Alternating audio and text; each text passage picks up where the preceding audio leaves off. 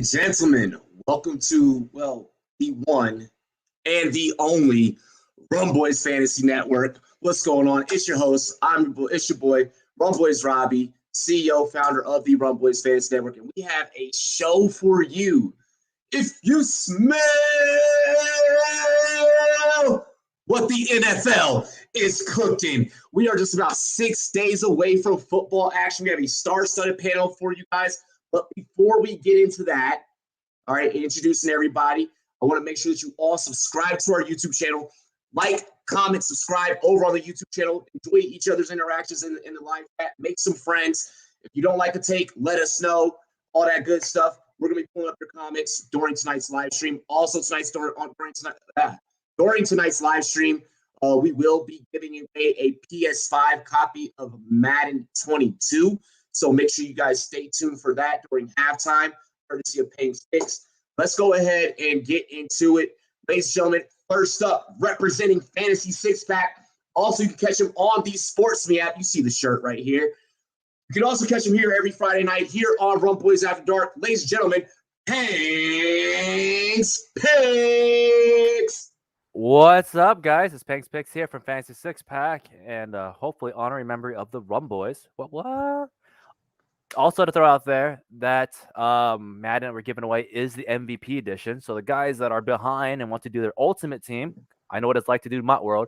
You will get all the packs, all the bonuses that come with it. That's a $100 freaking game that you're gonna get for free. Hell yeah. So make sure you guys stay tuned. Keep commenting. Keep showing love to the content. We're going to be drawing a winner at halftime, like I said earlier. Ladies and gentlemen, next up, he is the youngest member of the Rumboyz Network crew. We call him our junior intern, representing Canada. Oh, Canada. Raji Harris. What's good with y'all tonight? Coming here from up north, repping all of Canada because it seems like no one else from Canada wants to do this shit. But yeah, we're here for it. Canada wants to come on this show. We're here for it. I get it. Yeah, they drink maple syrup up there. They don't drink Canadian whiskey, eh? So I get it.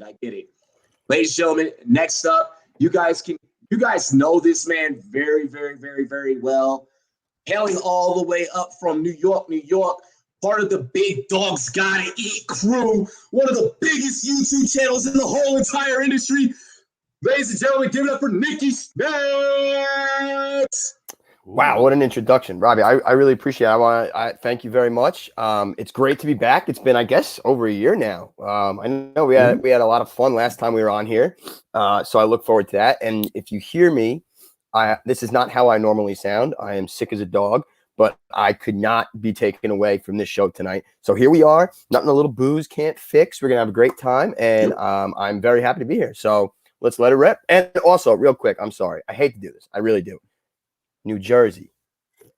Oh, New Jersey. I'm sorry. I apologize. No. Nick and Big Dogs is headquartered in New York, so you are 100% right. I'm just busting your chops. All good. Hey, I appreciate it. Ladies and gentlemen, next up, representing La Familia Fantasy Football Podcast. You guys can check out his Beat Writer series as well. Representing the West Coast, Jorge Martin.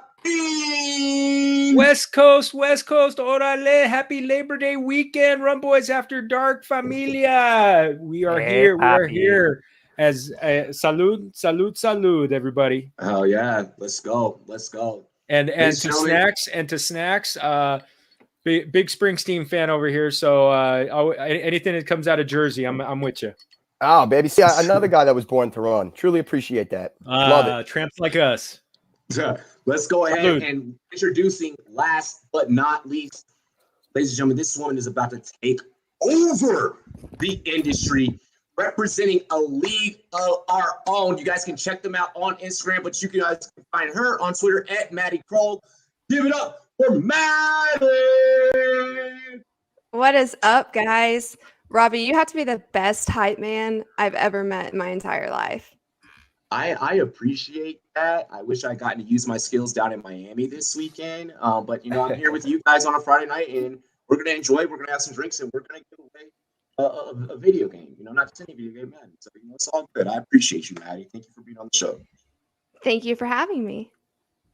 Awesome. Really quick, first off, let's just shout out everyone. Treat what's good, Sean. I see you.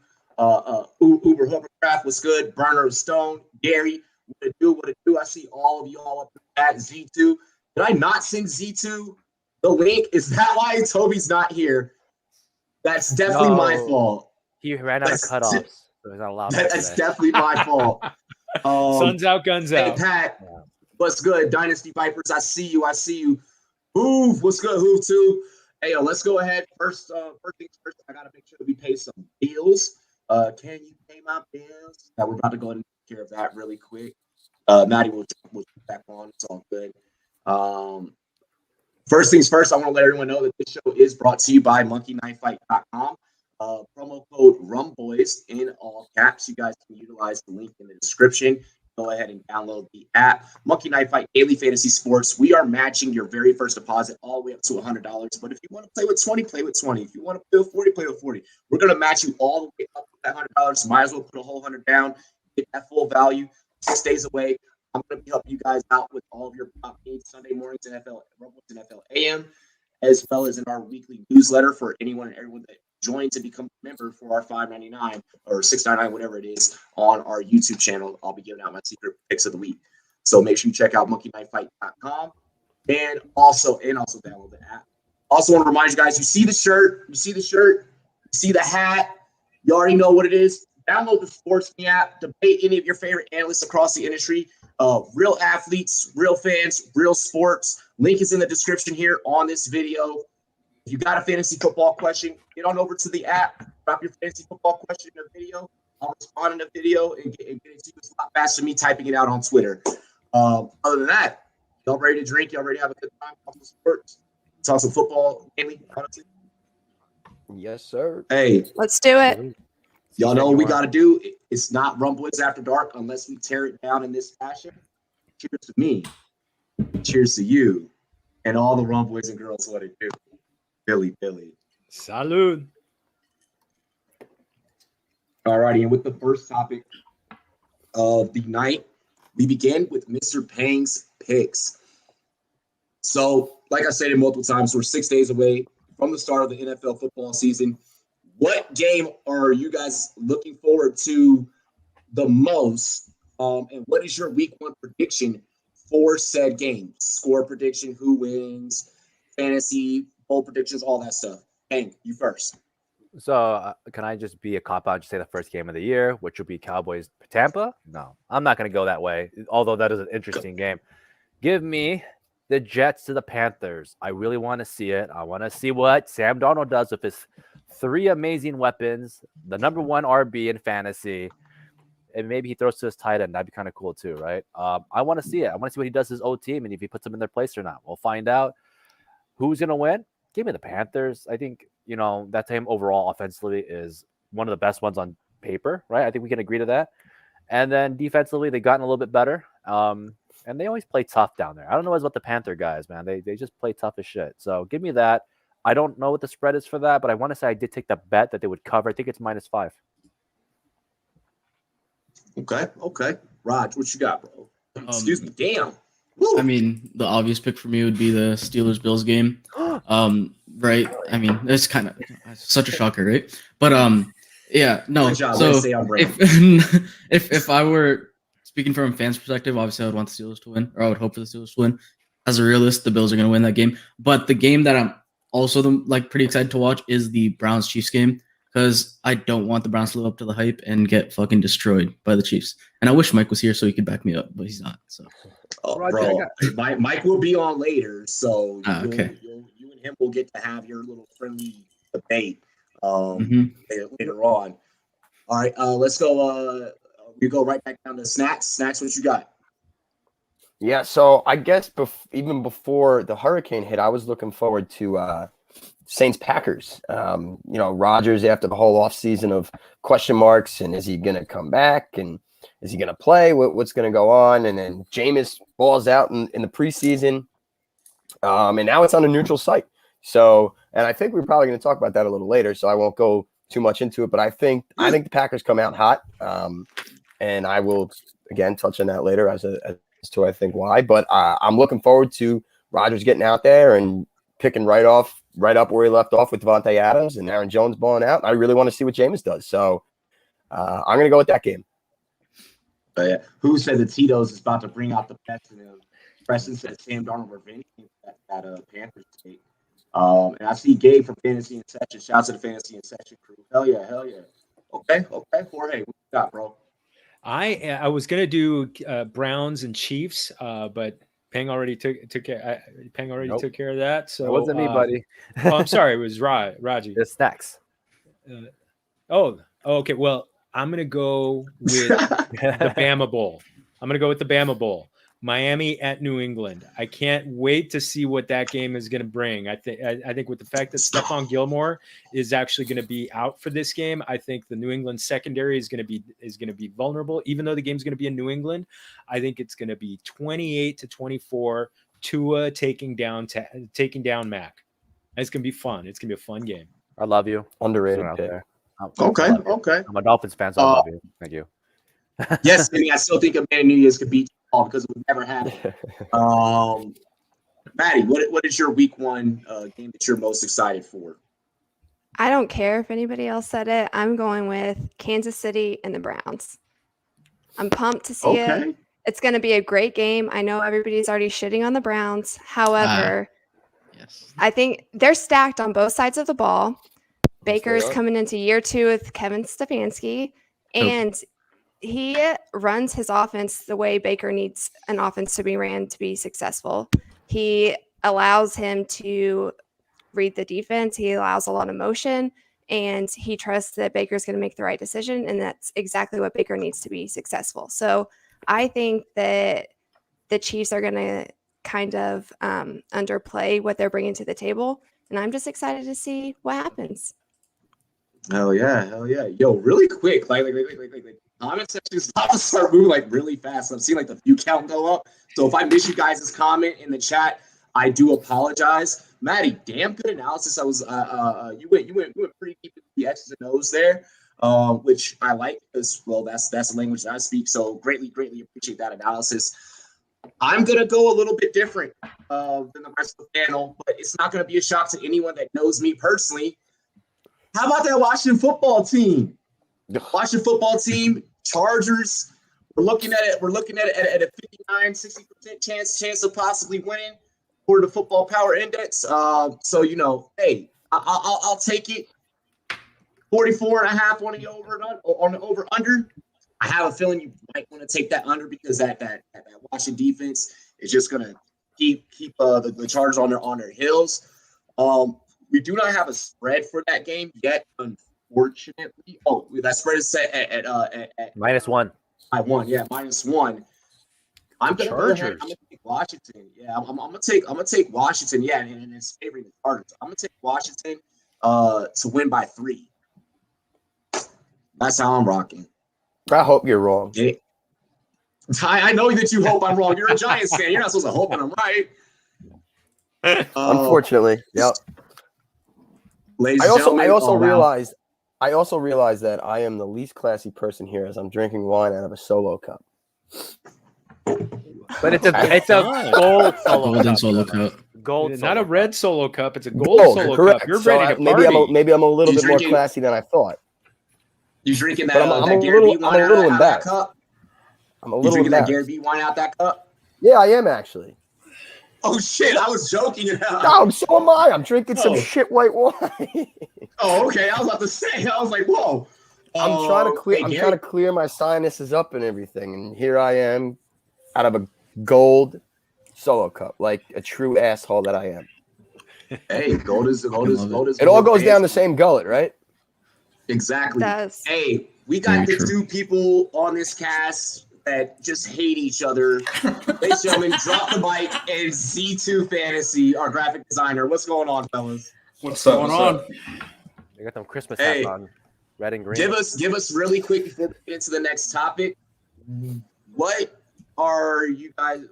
What week 1 matchup are you guys looking forward to? And give us some predictions behind that matchup. Besides the Chiefs, Browns, and the Chiefs winning that one, Z2, I'm looking forward to seeing the Rams and the Rams and the Bears just to see what that defense can do and how fast Justin Fields gets on the field. I like that.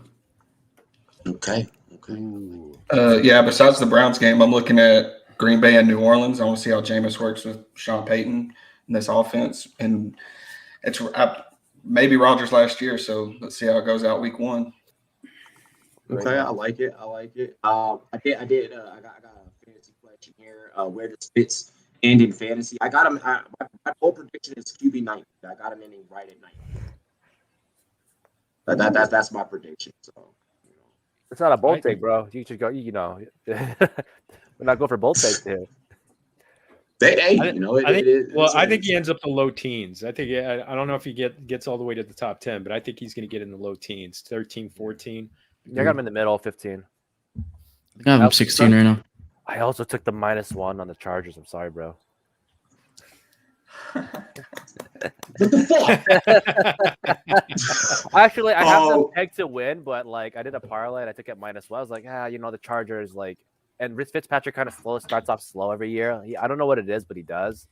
He usually picks up like midway through the season. He like goes fucking off. So I am shocked. I am shocked that nobody. I mean, we don't have either fans of these fan bases, but just to piss Bo off in the chat. Just to piss Bo off, I'm gonna do this. I got a prediction for the Eagles-Falcons game. Everybody's running around Kyle Pitts. Kyle Pitts is not having a breakout week 1. I'm just going to flat out lay it out. He's not going to have a breakout week 1. Everyone's like, oh, well, T.J. Hawkinson against the Cardinals. I'm not buying it. I started him. Yeah. I started T.J. Hawkinson week 1 his rookie year. I don't think that Lightning. T.J. Hawkinson week 1 rookie year. I do not believe that Lightning will strike twice. So, therefore, I'm fading Kyle Pitts on week 1. I still want to see it. I'm even fading him in DFS. Bo, I did that one just for you. Herms, what's good? Hello. Hi. Sorry, I'm late. I didn't mean to. I have a note from my mom. I swear that's her signature. I didn't forge it. Okay. Just oh god. Like I'm like 3 credits short from graduating. Just I can't afford another unexcused absence. Yo, funny story. The first ass whooping I ever got by my mama was because I got caught forging my report cards in like this first or second grade. Real life story, bro. Hey, what were you forging signatures on in second grade? I got in trouble a lot. Like a lot. Yeah, it was bad. I think I was around the same age. Yeah, they like write notes and they like your son was disruptive in class. Mine was a bit different. I hit a girl in the dome with a football, and I just launched at her head on accident. But I got suspended, and I just forged a signature. So that because they send a note home, it's like, oh, your kid got detention or whatever. Yeah, that happened to me. I don't have to. Russell Gage does have a big week 1. So Ridley 54. Yo, yes. Yeah, that Philly secondary, no bueno.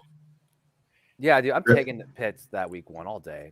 I'm facing Pitts and I'm scared because it's the Eagles defense. Kids. My Pitts hate's not fabricated. It's not hate. It's just real. It's real. Yeah, I think he's just fucking with you, Mo. I just. Hey, Bo, I thought he was gonna bag on the Cowboys. And Tony Pollard. No. I knew it because I'll do that. last week I didn't ask me anything because I was bored. And Jorge here asked me about Kyle Pitts. And as soon as I gave my prediction, I knew Bo was going to jump on there like white on rice, and he did. Hey, gotta love it. Let's go right into topic number 2 here. We'll start with Herms and work our way back around to the state draft. Y'all know how this goes. Play fantasy. I hope y'all play fantasy. Otherwise, why do we all have jobs? Mac Jones is officially named the starter as of this week, and Cam Newton was released. They just told him, go ahead and go. What is your outlook on Jones, and will Cam ever see another snap in this league? Start with Herms. Mac Jones can throw the ball well. Therefore, he is better than Cam Newton right now. So there's that. And then as far as will Cam Newton see another snap? I mean, I don't know, probably, because here's the thing. His arm's a little bum compared to what it used to be, but at the same time, have you seen how large this man is? I mean, shit. I guarantee you, there's some team out there that has a creative idea for how they can use him. Because, shit. I know, regardless of what you have with the beef with the passing of it, like he's one of the best goal line backs we've ever seen. I mean, come on, like someone out there, like the 31 other teams that are not the Patriots, because it would be kind of weird for him to just come back.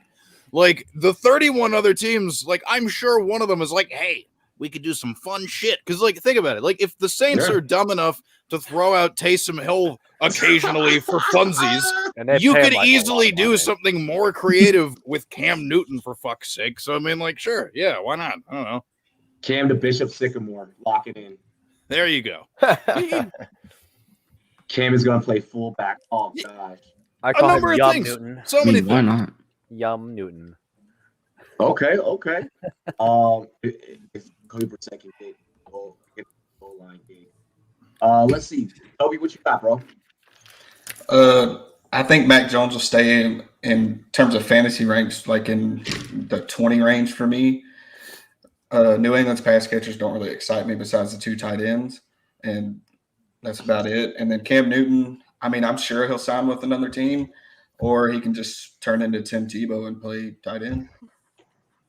Okay. I like. Y'all got some jokes, okay? We got Cam becoming a fullback. We got Cam becoming a tight end. And Preston said Taysom Hill is just the Walmart brand of Cam Newton. Pat saying put him in the I formation. Okay. And then Bo with his Kyle Pitts stat line. All right. Go ahead, Mike. All right, so for Mac Jones, I think this is more of a good thing for the running game and for the tight ends. I think he'll finish around 2024. I think that if it is a wide receiver, I would lean towards Jacoby Myers, but I think it means more for Damian Harris and Ramondre Stevenson. For Cam, he's obviously not going to play this year, but he will get a job somewhere, probably a backup or just a tryout to a team that has no starter. He'll probably end up going somewhere like that, but he will never be a bona fide starter ever again in this league. But some team will probably run him like, Taysom Hill. Yeah. Okay. I like it. Really quick, I just want to let that know. And I want to let you guys know. Virginia Tech did win tonight. Mm-hmm. I am going to get drunk as fuck during this show. Hokies all day, baby. Let's go. One more thing about that Bishop Sycamore joke. Did you guys see that Kevin Hart's production team is doing a documentary on that team now? Already? Yep. It got announced today. It would be Kevin Hart. It would be Kevin Hart. Like, he would find the funniest story in sports to make a serious documentary out of. So great. So great. He's like, I see the underlying jokes in this one. Yeah. Maddie, what you got? So for Mac, I feel like we haven't actually seen him play any decent defense right now. So I'm holding my opinions. However, outlook, I don't see him.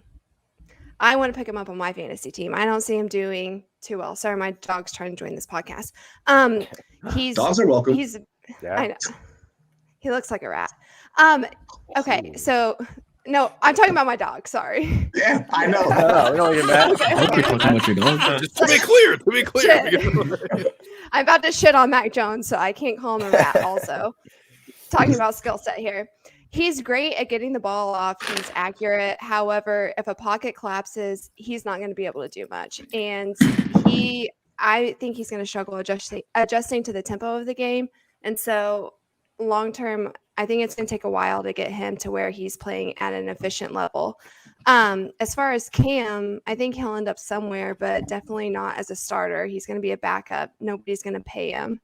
And I'm not sure it's going to be this year unless he gets vaccinated, because, I mean, the NFL is a business, and are you really going to bring a risky guy to come in and possibly cause issues later on down the line? So I don't know that Cam's going to end up anywhere this year, but if he does, it's not going to be as a starter.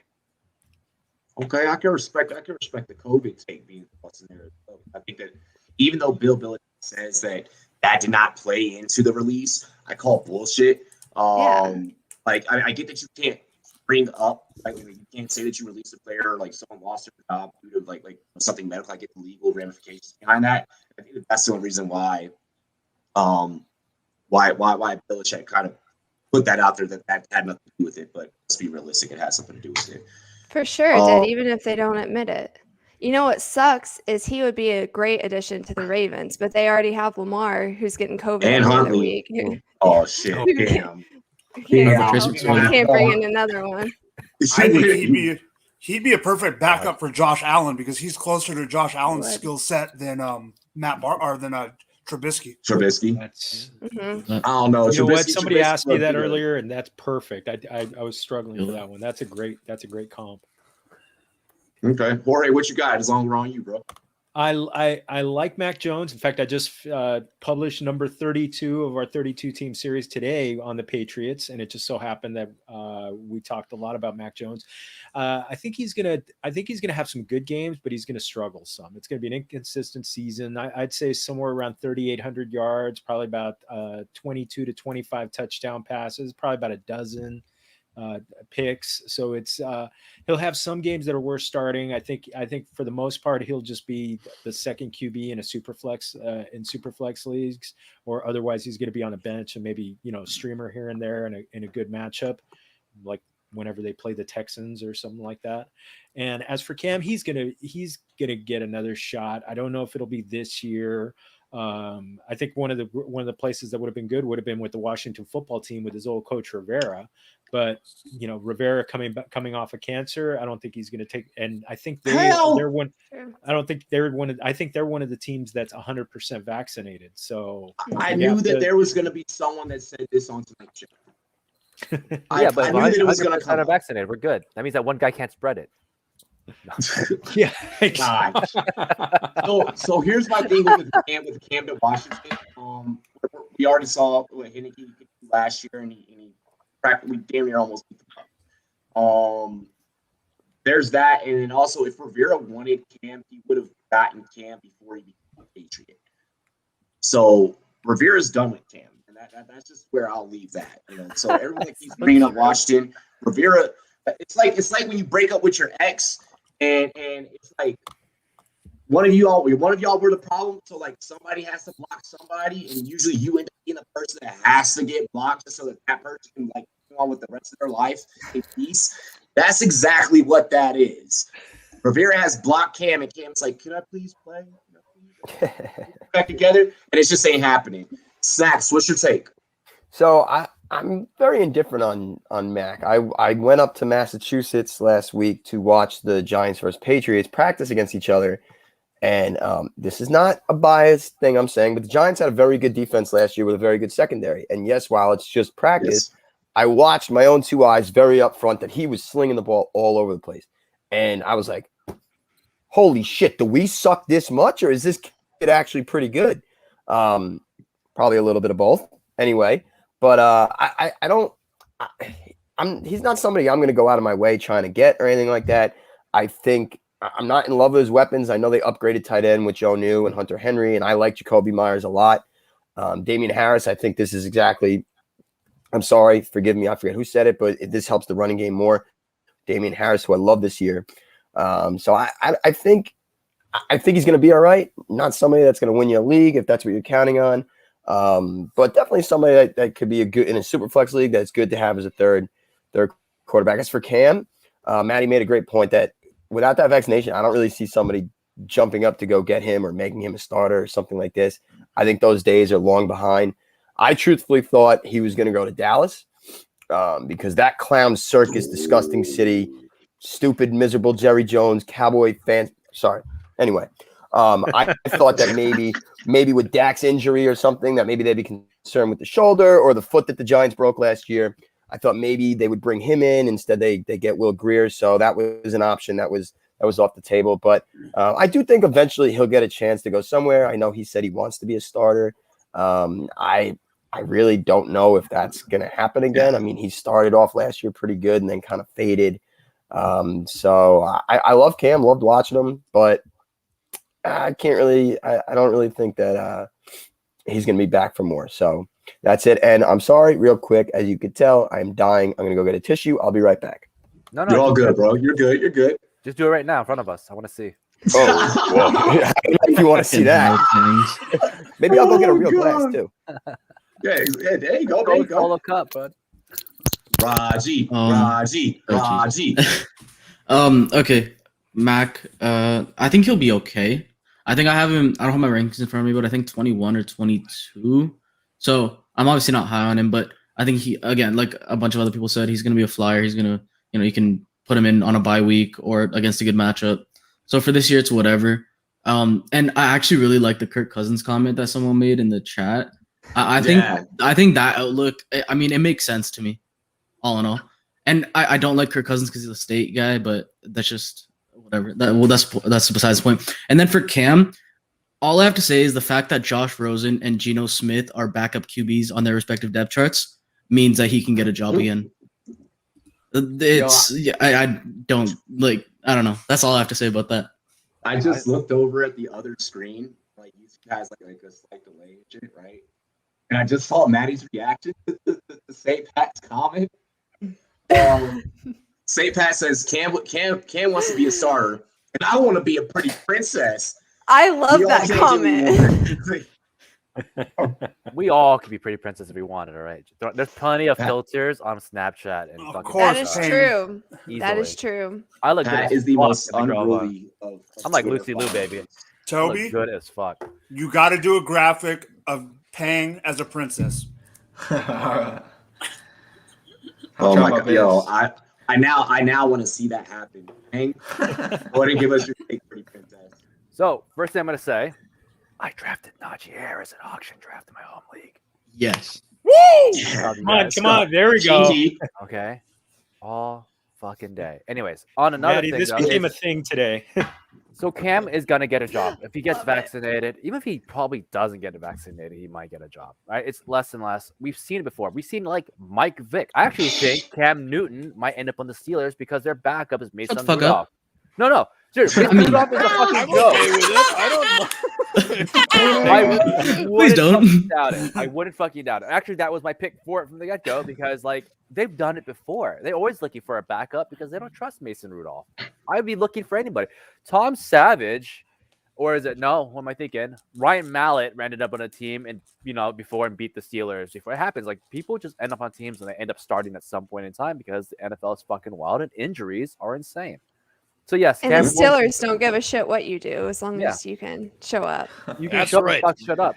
And the thing is like that's fine because Ben can tell Cam what to do. Like he did that for Mike Vick and other players when they come over. He just tells them what to do, and they end up listening to him because they don't fuck with Big Ben. So yeah, I think he does get another job at some point. Where? No idea. I know it's not going to be goddamn Houston. Everyone kept saying Houston. Like Houston's not trying to win games. Let's be realistic right now. And if anything, Houston's also trying to fix their culture issue. Yeah, Cam would just add to it. They're not bringing him in. No. He nails it. That is true. That is true. So like I see him ending up as like a very strong veteran on a team that wants to win a championship in case their starter goes down. There's a lot of older dudes. Cam fits that shit so well. I'm not a big fucking Cam fan. I think he was a little right after his shoulder stuff and all this stuff. He's older. He can't be as physical. But there's a spot for him because he's not the worst 100 quarterbacks in the league. So, and as for Mac Jones, expect some run game stuff. I expect some big games here and there because Bill Belichick has made random guys go off, dude. Matt Castle, Brian fucking Hoyer, Jimmy G, Jacoby Brissett. The list goes fucking on and on. Leave it to Bill Belichick to make your strengths fucking shine because that's what he does. Yeah. No, I like that. I like that. Everyone is super high on the whole Mac Jones train, and I'm gonna be the one person on this panel that's not going to be. Okay. I think that Mac Jones. I still believe that Mac Jones is mediocre at best. I still believe that he's going to be mediocre at best, and I do believe. I think the reason why Mac Jones is just Patriots and Bill Belichick in general. I don't even think I know the reason why they attract so much headlines and garner so much of our attention is because of the Brady years and the Super Bowls and things of that nature. I'm here to tell y'all that's done. There's Patriots fans watching. It's done. Let it let it die. Let it be. Let history be history. Be grateful for the rings that you got. But it's done, and I don't think that Mac Jones is going to take you guys to another ring. I think it's going to be a while for the Patriots to get another ring. I could see maybe Bill be coach for 2-3 more years, and if he doesn't get another Super Bowl, he's like, you know what, fuck this. I've done this every, since I was back with the Browns. I'm done.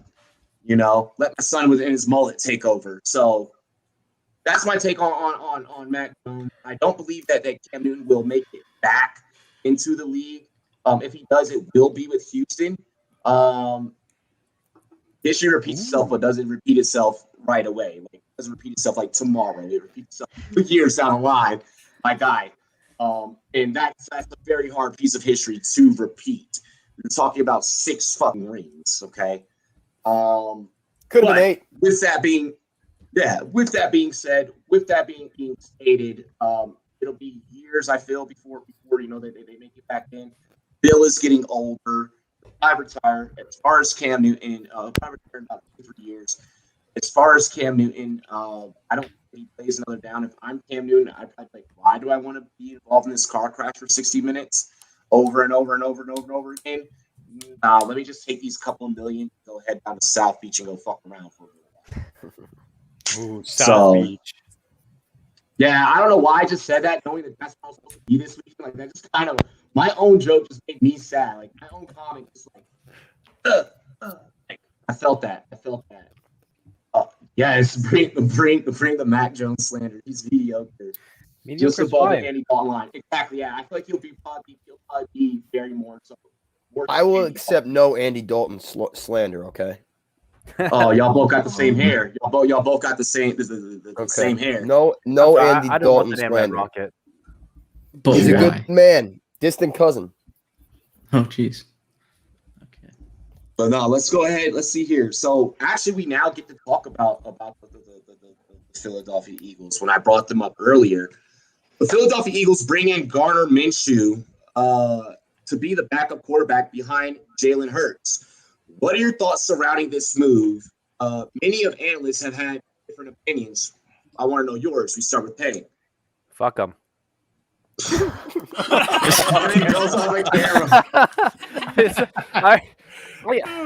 I really don't care for Minshew Mania. I really fucking don't. I think he's a cool story, and I think he's a fine backup, and he could be better. But people really got on this fucking guy's train. He's like 6-13 or some shit, and like I think I'm more sour that the fact that they had Jacksonville to beat the Dolphins last year on a panel where they all put their stupid ass fucking mustaches on 4-0, and we fucking stomped the shit out of them. And I just can't say it. I'm like, what did everybody see in this guy that like made him top tier, or like, oh my god, he's gonna win Jacksonville like the shittiest team games, right? No, I can't. No, fuck him, man. Like the guy in real life, think he's funny, think he's cool. I'm glad he talks fantasy sports, but that's pretty much the allure of him. It's not his quarterback play. It's what he does, like the workout videos, the shirt off, the mullet, they got mustache. Combined. But they got combined, and that's the problem. I'm with cool ass dude, fine. But they're like, he's gonna win games. I'm like, no, he's not. Uncle Rico couldn't even get in a state championship back in '83. Yeah. So why is Gardner Minshew even being talked about as an NFL quarterback? So yeah, it's like, could he get better? Sure, but like, don't act like he's good now. He can't. There's no way. I ain't going front. I would definitely party with Minshew. I would too. I would brush his mustache. All right. Minshew Mania. Oh my gosh! I'm sure you would. I wouldn't drink Bud Light though. I don't know what man. Minshew Mania is just Linsanity for football. That's all. Linsanity took his goddamn team to the playoffs at least.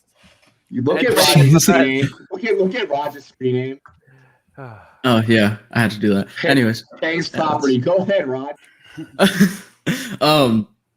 Shit. I was gonna mention the Linsanity thing, but then I thought last second, he's like the Alex Caruso of the NFL for me. Wow. Just meme culture type of fucking whatever. And honestly, the signing again, one word, it's whatever. He's a third string QB. Is he gonna play a game? If he does, sure. Everyone drink. Oh shit. He's not gonna do anything. Move on. Enjoy your mullets, but cool guy all day. All right, I would give him that. What up, the fellas? The fellas sports rap. You make sports rap? Like, I hop on a track? Like, I got bars, bro. I'm Derrick Henry at the goal line. CMC every single time. I don't know. Fuck it. I'm done. All right. Snacks, go ahead. Well, I and Dave, I'm sorry, I interrupted before, but I personally think it's a good move for Philly because what did Jalen Hurts start 6 games last year? He wasn't very good. He can't. The 50%. Yes, in fantasy he's fine because he's got that rushing upside and whatnot. But I don't think he's a guy that's going to go out there and win you football games on a consistent basis. Nor do I think Gardner's that type of guy. But I think somebody that has NFL starting experience like Gardner does, albeit not, an impressive resume, can light a fire under Jalen Hurts' ass. So maybe they were thinking that. They gave up nothing for it, so whatever. There's nothing about Gardner Minshew that spells me to like go all in on him. To be honest, he annoys me. He does. He really annoys me for such a shitty quarterback. He annoys me. He does. I love Minshew. I fucking love Minshew. See, here's my thing. You know me. I'm a miserable fuck. All right. I'm a miserable 24/7. I'm a miserable fuck. I wake up miserable. I go to bed miserable. There's like an hour or two during the day where I'm a little bit happy. That's about it. Maybe 30 minutes. But I don't know. I think the whole shtick and these videos and the craziness and what he does on Part of My Take and Barstool and the mustache and the mullet. I don't know, man. You're not any good. So why am I supposed to be invested in you as some talented quarterback?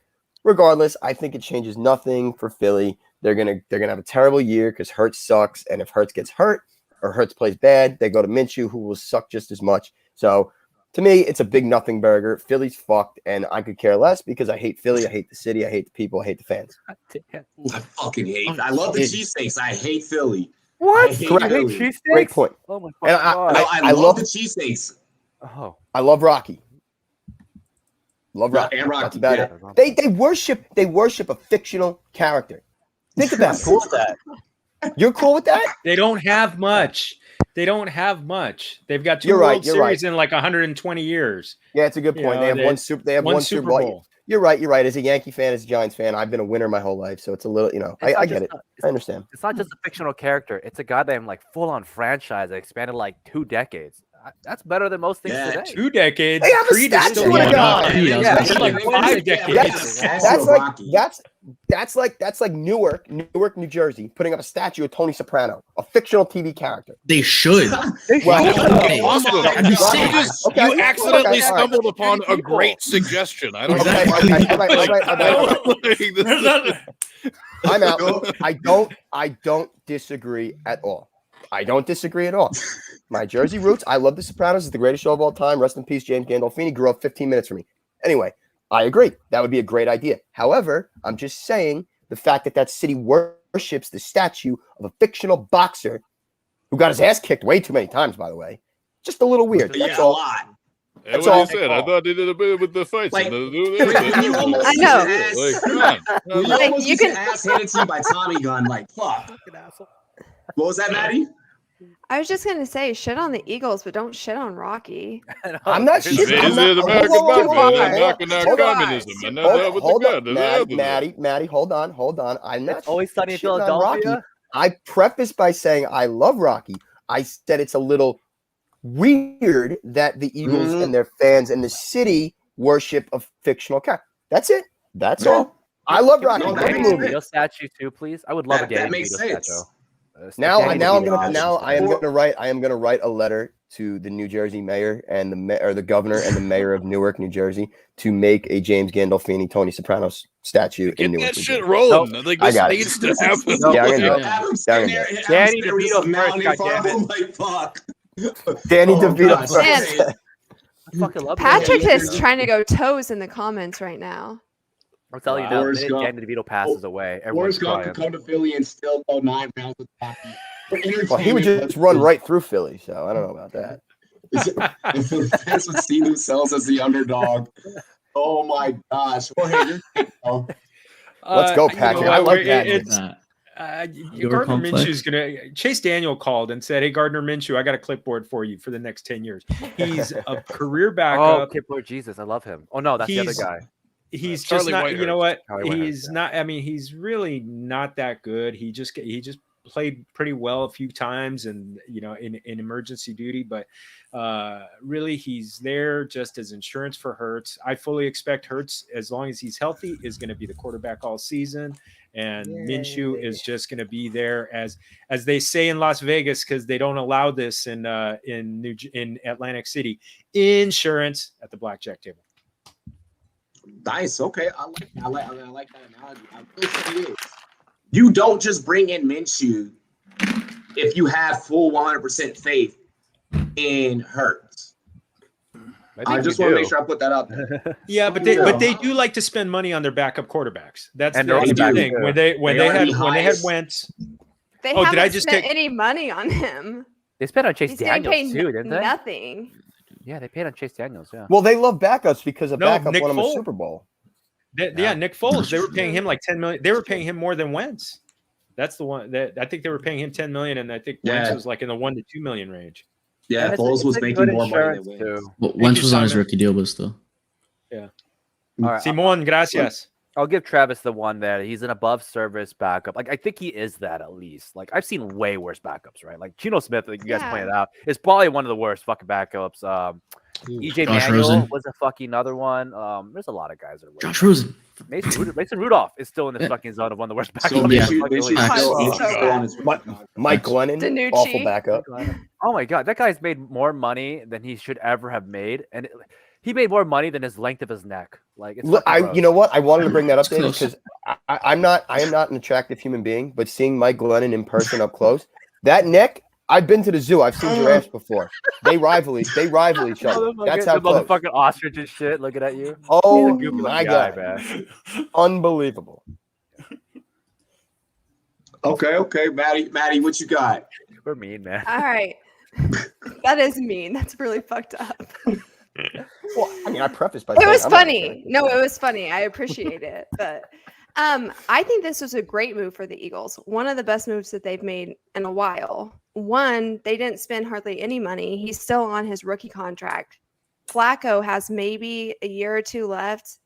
Two's pushing it. So what are they going to do if Hurts gets hurt?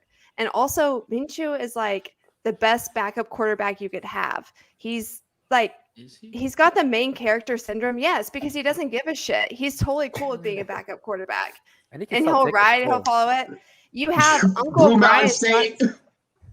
Yeah.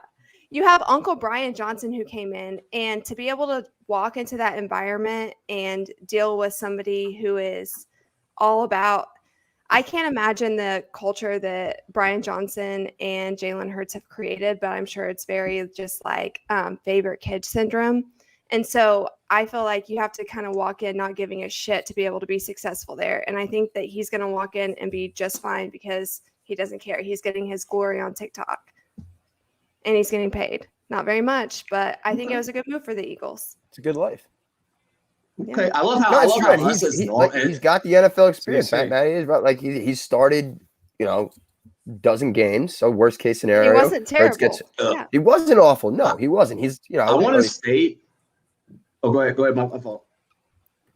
I was gonna say 6-round picks are also kind of worthless anyway. So Yeah, like, the fact that he's looking serviceable a 6-round pick, like that's fine. Even I'll admit that's like, especially for deal. like a running quarterback like Hurts who takes one hit and he's out. Then you have a guy who's started in the NFL before. Yeah. the blasphemy of this Jalen Hurts hate. Blasphemy.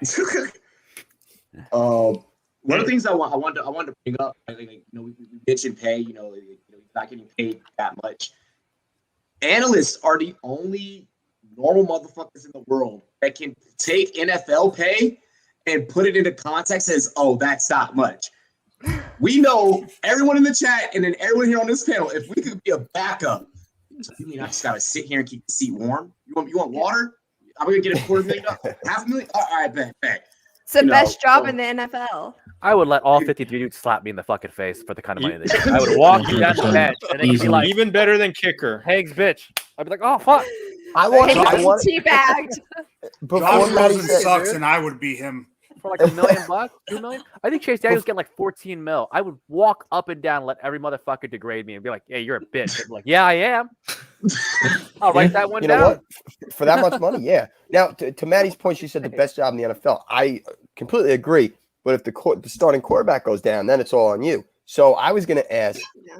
would you rather be a backup quarterback and probably make more, or would you rather be a punter and do one thing, make maybe $1 million a year, barely practice, don't do anything like that, and live the life? You don't really, you can't really lose a game. But am I an NFL the level back papers punter? are never going to have, Time out. so-and-so punter lost the game. All you have to have is Yeah. a jersey for the panties to drop. And honestly, punters have ridiculously long careers. So Yeah, but I mean, exactly. maybe- Some of these hold guys on. You go got a point. 45 years old. Yeah, they don't retire. You're I will right. say, Hey, though, if you're a I'll- Is punter- this? I'll- Wait. If Sorry, you're a is this punter and me? You get hit, it's bad. Like I've seen Okay, punters get true. fucked up when they get hit. Yeah, then they die. Yeah. Always the worst injuries. Like when they get hit, it's like I got a like laceration kidney, my leg is missing. Like I don't know, dude. I would never want to be a punter because the minute you get fucking hit, you end up on like World Star. It's so terrible. Let's go. Let's go. Mike, Toby, Herms. All right, so I have to preface it by saying I am not the biggest Jalen Hurts fan, but to me, Fucking this is assholes. this is the biggest thing on Joe Flacco because I think he is done, and I think this is more of an indictment the fact that they don't have a backup at all. Because just like we said in previous shows, Robbie called one of the Philadelphia preseason games, and Flacco didn't look good at all. So I think this is more of an indictment on needing a backup, and Minshew's the perfect person because we know he's not going to get any playing time in Jacksonville. Okay, Toby. Yeah, I think the Minshew trade was good. I'm not that high on Hurts as well, but the comp I had to it is when we saw Flacco and Jackson, when Jackson took over for Flacco in their offense, they couldn't expand it as much. And I think bringing in Minshew, going from Hurts to Minshew, if it does happen during the season, I think the transition for the offense to keep flowing will be a lot better than going from Hurts to Flacco. It's true. Okay. And then Hard to disagree. let's go, Herms. I don't think Gardner Minshew is that bad. I think it's a pretty good idea, especially because, I mean, like, one of the things that he had going for him when he was playing in Jacksonville, which is, again, like, very few things. And, like, I can't remember who it was earlier being like, oh, look at his record as a starter. I'm like, well, yeah, but also think about what fucking team he was on. I mean, for fuck's sake. I mean, like, yeah, like, when they didn't have a defense for whatever. Okay. Anyways, But but like, shot at Robbie, by the way, about the Linsanity thing. That wasn't because of him. oh, but that's okay, because all of right. Linsanity. But either way, I don't know. Just felt like it Fuck was him. worth just like credit where credit's due. Like, you know, the fact that he even won 6 games or whatever, just like that's a lot when you consider what he had to work with. I mean, fuck, that's pretty cool. But I don't know, like, fuck, what was I saying? Yes, one of the things he had going for him is that, like, I don't know, low key, like Gardner Minshew has some wheels, man. Like, I don't know, like going from Hurts to Minshew, like it makes a ton of sense. And like, I don't know, people talking about like, you know, how like his shtick is irritating. I'm like, I don't know, man. I think it's kind of cool, man. I think he's so cool. He's such a cool guy. You know what I mean? Like, it's like I want him to do well just because it's just like I'm very amused by him. You know what I mean? He is like, a funny I don't- guy. It's like I guy, will he freely admit, like the fact that I find his shtick amusing, it completely clouds my judgment. It really does. Like I would fully admit bias. I just think he's hilarious, and it's like, yes, I want anybody who's a fucking cartoon character. I want them to succeed. You know what I mean? For obvious reasons, you know, like, but yeah, like just I don't know. I see a lot of myself in Gardner Minshew. You know, just like the really, you know, really bringing things to life, making it pop. What? You know what I mean? Like, yeah. Whatever. I'll go. Fuck it, whatever. I'm the Gardner Minshew of fantasy football. Whatever. I don't fucking care. But yeah, I'm living my life, damn it. But yeah, sure. I don't know. I didn't really make any good points, but hey, fuck it. You asked for my opinion, so there it is. Exactly. Hey. It's Rumboyz After Dark. We're drinking. We asked for his opinion again. Made an amazing point. With that being said, oh shit, I was about to make everyone. So we're just gonna go right into halftime. Fuck. So really quick for everyone that's in the chat, we do have a music video and then a quick word from our sponsors. You'll actually see Gardner Minshew on this show. So we'll have a word from our sponsors over at Monkey Knife Fight. And then we're also going to drop some music for you guys. New track by the homie Clutch Facks, holding it down out there in the DC, Maryland, Virginia area. DMV stand up. This track is called Oh Yeah. And And then we are going to announce our Madden winner. One of you guys in the chat will be winning a MVP digital download PS5 copy for Madden 22, courtesy of the homie Payne's Picks here on the Rumboyz Fantasy Network. So yeah, we greatly appreciate all of you. We will see you in I don't know how. I've never timed our halftime. Should probably really fucking do that at some point.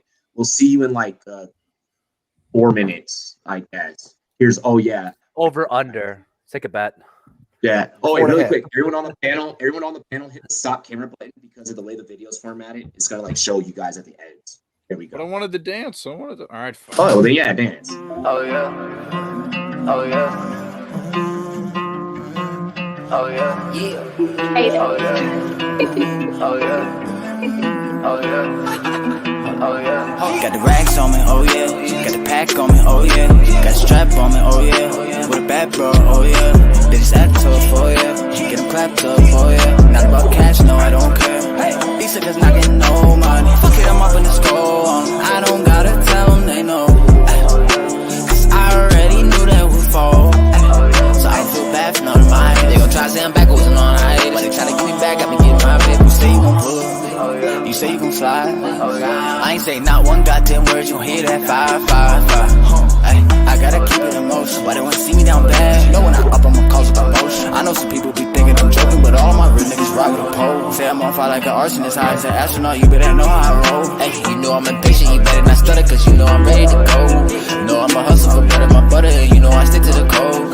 How you my brother if you say I switch up the first time that I tell you no? Y'all not my brothers, y'all not my partners, y'all not my friends. They really just act like they really be working, we getting it in. I need 10 for one of my verses, they 10 out of 10. I seen the hearse when they carried my brother, that shit made me sick.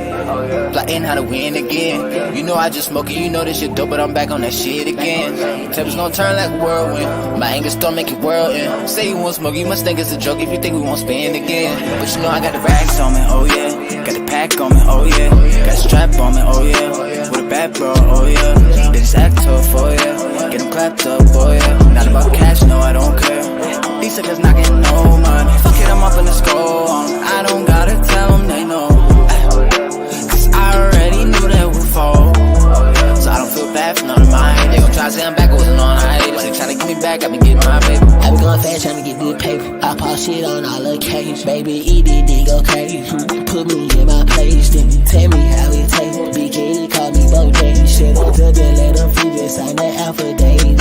I give them lessons, I give pointers. Knock her down, gon' nail it in. I done hit like aliens. These hoes can't know my aliens. Make my time, I say the bitch. I can't make adjustments. I be wanna have threesomes in BBC. They just better eat that D, no mumbling. Smack that shit out morning, I'm accomplishing. What I wanna do to her, I'm garnishing. Turn her like a tournament. Final, so I gotta win. Bitches, they be talking, I be talking about my wins and wins. Got the racks on me, oh yeah. Got the pack on me, oh yeah. Got the strap on me, oh yeah. With a bad bro, oh yeah. They just act tough, oh yeah. Get them clapped up, oh yeah. Not about cash, no, I don't care. These suckers not getting no money. Fuck it, I'm up in the score. I don't gotta tell them they know. Cause I already knew they would fall. So I don't feel bad for none of mine. They gon' try to say I'm backwards and on high. But they tryna get me back, I been getting my paper. Oh yeah. Oh yeah.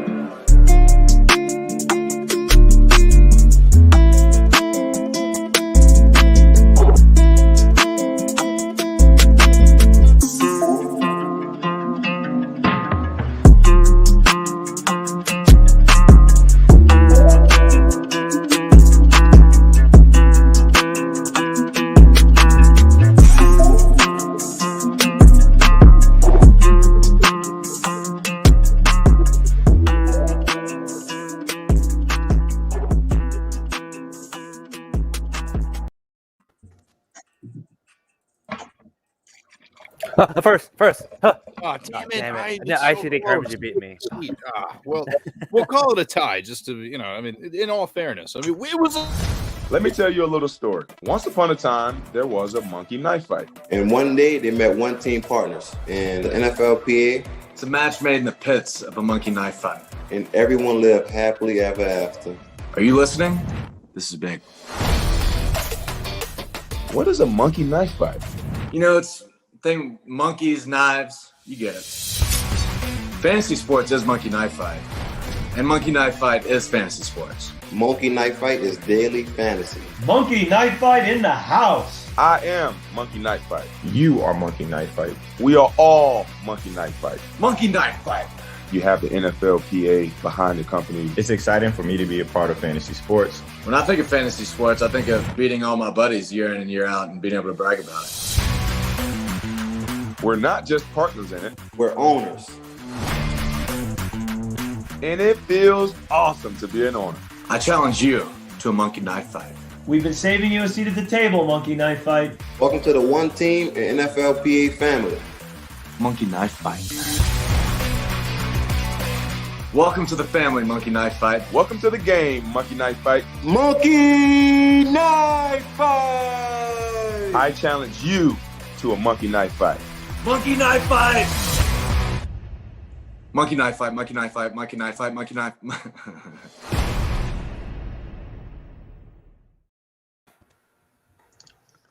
What's going on? What's going on? Hey. We are back here on Rumboyz After Dark. I'm just going to give the panel a moment to get all up in here. Just give me 1 second. Really quick. Monkey Knife Fight. See, dude, gotten good at it. I've gotten good at it. That's right. Promo code Rumboyz, matching your very first deposit all the way up to $100. Holla. You got to get in with it. Get with it or get lost. Rumboyz Fantasy Network, monkeyknifefight.com. You can download the Monkey Knife Fight app if you want to play daily fantasy sports on the go. Use promo code Rumboyz. We're going to hook you guys the fuck up. Here, just give me 1 second. I got to send out a couple of links really fast.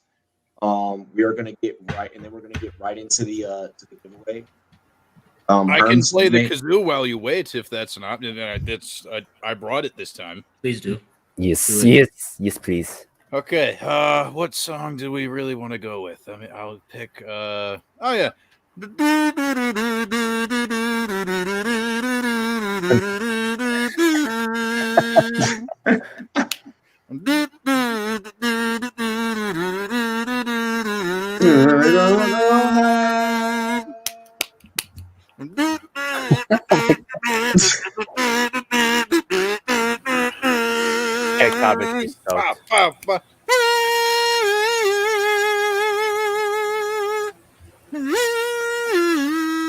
You can hop on now if you want. Yeah, so there you go. Just a little bit of hey for everybody. Thought it would be nice to just get the mood right for the second half. It's very ladies and gentlemen, Eagle Dan. Hey, what up? All right, so let's go ahead.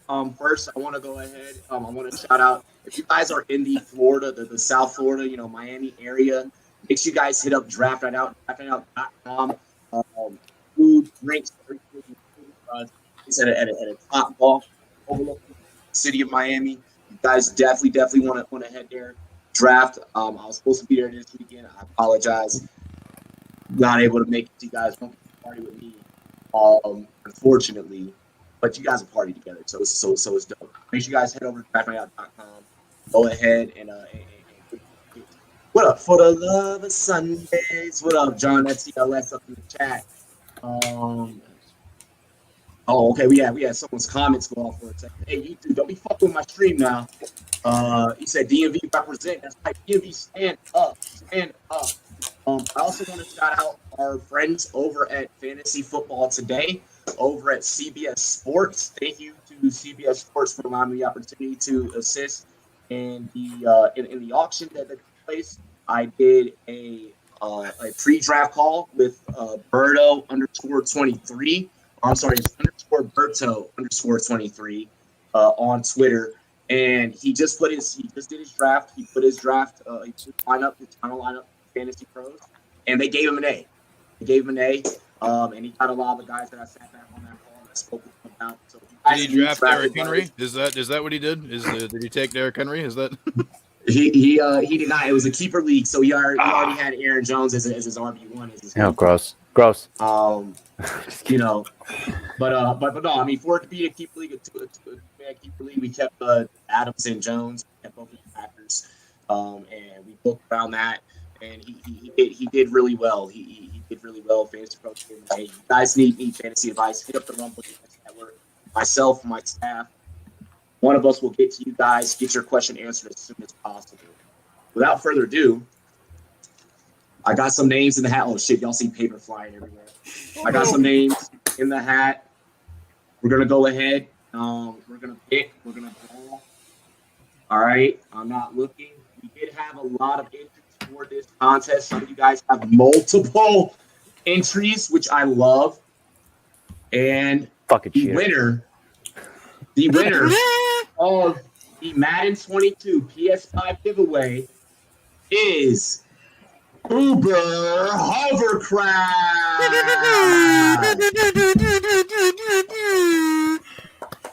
Ubi, Madden 22 is all yours, bro. You had a couple of different entries up in there, man.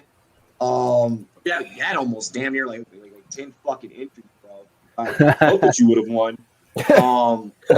Anyone that missed out on winning a copy of Madden 22, we are going tomorrow on SportsMe app a Xbox hard copy, and we're giving away a PC digital download copy.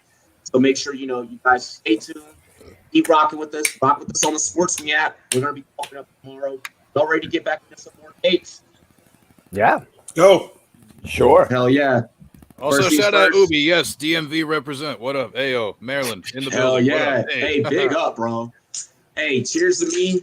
Cheers to you. All the Rumboyz and girls, what it do. Billy. I'm going to throw it out there really quick, though. If you haven't played the new next-gen Madden, it is pretty solid. Obviously, it's Madden, a little bit glitchy, but they did change some stuff. And the upside, too, for the next-gen, they actually made it different than the previous consoles. You bought it on PS4, Xbox 360, or PC, you're basically just playing Madden 21 again. So this is actually a good change. So it's not Madden 15.7. Yeah. Also, at some point, maybe on the show, if you follow us, I might be giving away Mutt coins on there because I do Mutt too. So if you're trying to get that free card one day, hop back on here. Yo, Ubi, what part of VA you from, bro? You up in Northern Virginia? And by the way, Ubi entered all of his entries in today. Like he was like one of the last ones. Like free shit. Yeah. Exactly. So let's go ahead. I'm gonna use my PC mic right now. I guess my Bluetooth wasn't working. I'm gonna run out tomorrow and buy a new pair of headphones. The issues continue to pile up for the Indianapolis Colts. T.Y. Hilton goes down. Carson caught COVID, and well, there's just more issues happening on this team as well. Is this time for Michael Pittman to become the number one in terms of the pass catchers? And should this team probably at this point just say fuck it and tank? And the season hasn't even started, so. Okay. Oh, he's down in bad news. We start with we'll start with Dan since he just got on. I mean, I don't think there's a tank. I think they still have one of the best O lines in the league. They still have Jonathan Taylor. So I think that whether Ty was there or not, Pittman was in line to be the number one guy there. I think he was going to get there this year. And as far as Wentz, I mean, if he can come back and actually play, which is difficult for him, as I well know, then they should be okay. I don't think it's just time to tank just yet. Okay. Herms, is it time for Pittman to step up and be a grown ass wide receiver? And should this team tank? I mean, I would hope that they drafted him to be that guy. So I mean, like, I hope so. That would be lovely, especially because of it. Like, it's like even coming into the league, like, you know, his prospect profile is pretty damn impressive. I mean, like, I'm expecting him to do big things. I mean, nothing like, you know, world-beating superstar motherfucker type shit, but like he could be really good. And then as far as them tanking, like, I get that the offense is lacking in certain areas, but at the same time, have you seen how good that defense is? Like, when your defense is that good, like, it's kind of, you know, like, it would be a little weird to throw in the towel. Like, you can overcome having a mediocre to shitty offense if you stop the other team from scoring a lot. You know what I mean? Like, dude, I mean, that front seven's fucking lethal. The secondary, pretty fucking strong.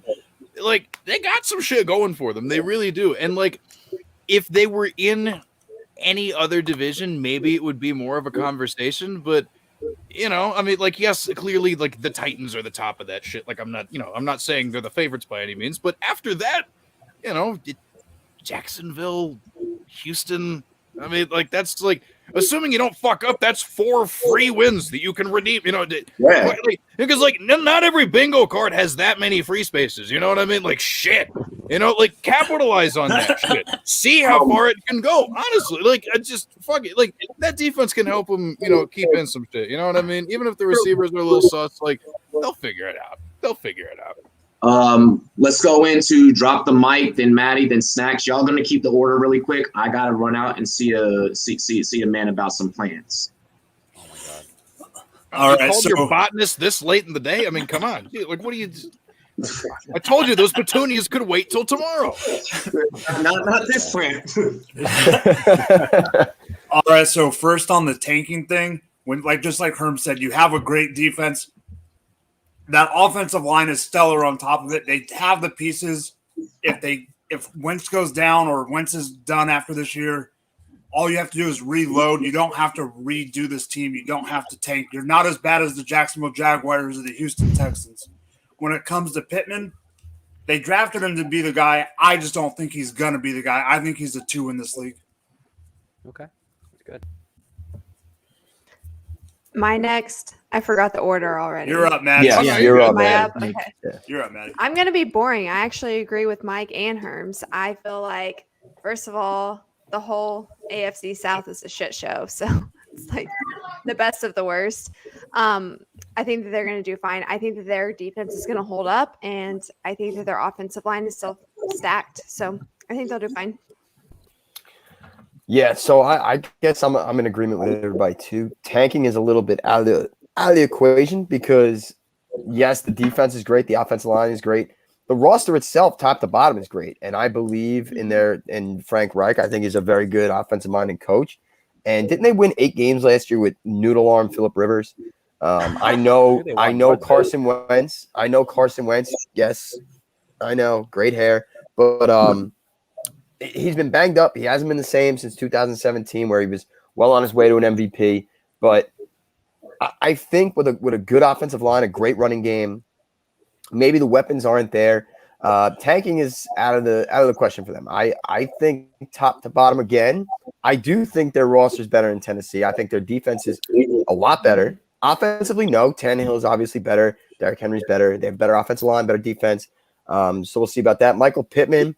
I kind of agree about the number 2. I don't think he's really an alpha, but in that offense, I think he has no choice but to be. So I'm very curious and interested to see what kind of leap he makes this year. So I think they have a fine chance. They're going to be in every game. When you have a great offensive line, a great running game, and a great defense, you're going to be able to steal a game or two that you may not have thought you were going to be able to steal. So tanking's out of the question. But I also, you know, like if you tank, you could go after, you know, losing that Sam Howell, you know, who just got his ass handed to him. So I mean, you know, maybe that's an option. You know, that's why I kind of brought it up. I mean, because it doesn't seem like that this team is. It doesn't seem like that they're enthusiastic about finding their solution at quarterback. And I don't think that it's going to happen this year. I was on record, you know, months ago stating that Wentz is definitely not going to be the answer. He wasn't the answer for Philly. Their Super Bowl was a bit of a fluke. Sorry, Dan. You know, but it came off the backs of a freaking backup QB, how we talked about earlier, Snacks. So I mean, that's just the only reason why I think that tanking could be within their future. Yeah. You know? And that's a team that has, like, if they did tank and they were up there in the top of the draft and got their quarterback a choice, then you're going a quarterback on a rookie deal with a shit ton of cap space that they still have. So with an already ready-made roster to go. So I understand where you're coming from, Rob. Appreciate it. Raji. Just to be the opposition, the Colts have one of the worst O-lines in the league. Their defense is dog shit. Jonathan Taylor's gonna be a bust, and I don't know. They're gonna finish last in the division. Now that Maddie's laughing at Jonathan Taylor. Behind that's how you do it. Damn. I mean, everyone here could line up and probably beat Houston. That's true. I know. That's what I'm thinking. My high school team just down the block was they were playing tonight. I think they got their asses Bishop kicked. Sycamore Still could beat Houston. Yeah. There you go. Yeah. Bishop Sycamore could probably beat Houston. Yeah. Can I just say that I'm disappointed at the lack of Bishop Sycamore jokes tonight? Like I'm shocked that you guys didn't just go like full fucking ham with that shit first half. Okay, Payne, how do you feel about Indianapolis, Indiana? I'm gonna say like Raji, man, I get like hot takes, but that's like really like bad. It's like a bad hot take, right? Like you got two of the worst teams in the league, literally in that same division, right? For them to finish last, it just would not show up. Maybe COVID knocks them out of 8 games, and I'd be like, oh, okay, they didn't win, right? But the Colts are not a bad team by any means, not a bad roster by any means. And we've seen worse rosters do things with worse quarterbacks. Like Joe Flacco won a Super Bowl. Eli Manning has won a Super Bowl. Whoa. He wasn't playing well. But like we've seen worse rosters do it all day. I was waiting for someone to do it. It just happened. Okay. Oh, now I'm and if already Jimmy G pissed would have off. won, Don't start. then Jimmy G would have won. So Dan, you have to deal with another Giants fan. That's fine. I'm not a Giants guy. I'm sorry. I'm not a Giants fan. I'm a sociopath. There's a difference. Worse teams. Okay, there's just worse teams. That happens, and they win. And like to top it off, the contracts for a lot of these guys, like DeForest Buckner, they can't run these guys another year, right? You didn't pay DeForest Buckner for him to sit 1 to 2 years to hope he gets somebody. So no, I don't think they tank. I don't think just Wentz the answer. I hope he is. I actually do like Wentz. I know everyone's gonna give me shit for that. Wow, But that's only one person on this whole panel. I'm assuming. I know. I was like, who likes? I'm with you. What do you Payne. like I about think, Wentz? I'll fuck with Wentz. He didn't have a lot to work with last year. I think he's getting a little bit of a bad shake. He was almost MVP at one point until he took that injury, which they won 4 the Super years Bowl. ago. But it's my point of the matter is, it's not the worst situation, not the worst quarterback ever. Like we say the same shit about Cam Newton. How many years do I have to hear about how great Cam Newton was, like after his Super Bowl year, like after his MVP run, right, where he completely fucking sucked at the Super Bowl. So I don't know. I could see them being competitive. Do they win? Unlikely, just because it is a team that you just added a quarterback that who isn't elite. I will say he's not elite, and he's gonna try to like get the chemistry together to be a leader and be a Super Bowl champ. Probably not. Paying is the reason that I'm getting high right now. Oh, thanks. That Carson Wentz comment right there is the whole reason. You guys are all gonna change your tunes at one point. I'm telling you. I've never changed my tune when it came to Wentz, bro.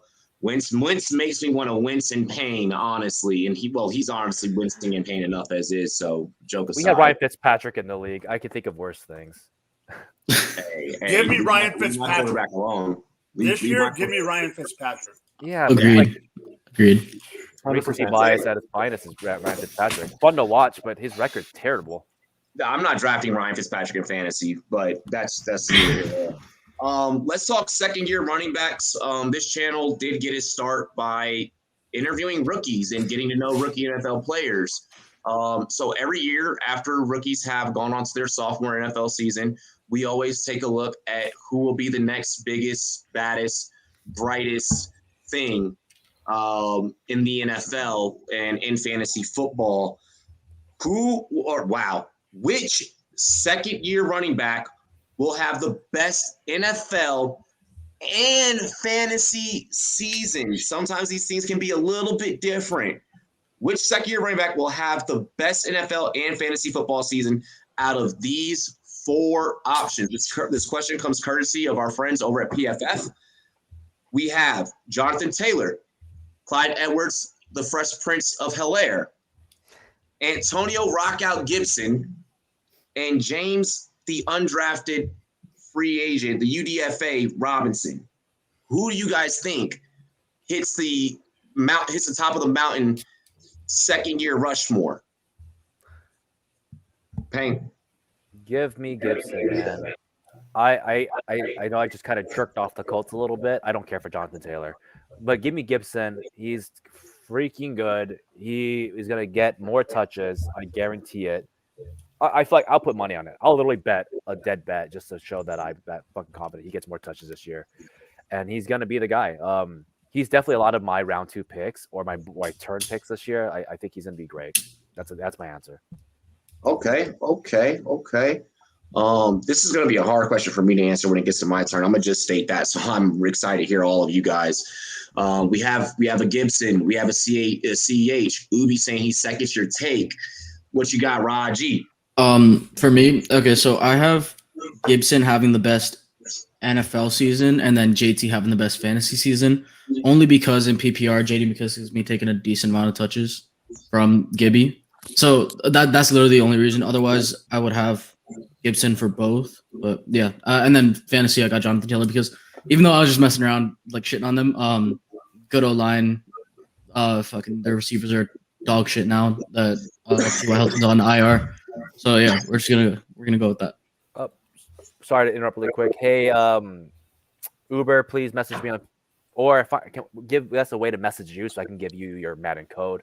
I don't want that to be stolen or missing. I would feel bad if that happened. So, Pang, I'm gonna share his account to you. Yeah, okay. Just so that you can handle all the admin stuff. I appreciate you, Pang. Thank you for that. Wow, yo, that was the first time I've seen Pang get professional as fuck on this show. Whoa. Got to give people their stuff, man. I don't want to be known as the Wes Welcher of the world. Or that person that says they're going to do a PS5 giveaway, then everyone pays for all their entries and they never give away the PS5. Yeah. Sorry. Snacks. Gesundheit. Moving on. I missed what question we? I'm sorry, right? I had to use the second year running backs. Second year running backs. Okay. Out of 4, Taylor, CH, Gibson, Robinson. Yeah, so I won't say Gibson because he plays in the same division and I'm biased as fuck. But he's really good. I should say Jonathan Taylor because he's got the best offensive line and they're going to want to run the ball a lot. But I think maybe it's going out on a limb and I don't really know if I trust the words I'm saying, but I'm going to go with Edwards-Helaire. And the reason I'm going to go with that is because the depth chart behind him is pretty weak. They didn't really bring in much competition. He was very, very he was highly touted last year. He was going early as like the 5th pick in redrafts, people before even stepping on a football field. The Chiefs invested a first-round pick in him. I remember there was a story out last year that the GM had texted Mahomes, "Who do you want?" And he goes, "Get me Clyde." So they obviously love him. They like him a lot. I think the Chiefs are just going to be destroying teams this year. So in the 3rd, 4th quarter, they're going to be running the football a lot. That's where CH is going to get a lot of his work. He can catch the ball in the backfield. Their offensive line is vastly improved. They literally revamped that whole thing in one off season, which is incredible. So I have sneakily. Is that a word? Sneakily. Yeah, sneakily got back on the Clyde Edwards-Helaire train, and that's the second-year running back I'm going to go with. It's funny in the Scott Fish Bowl, CEH is actually my second running back, and it's the only CEH exposure that I have. That's it. Yeah, like out of 35 leagues, bro.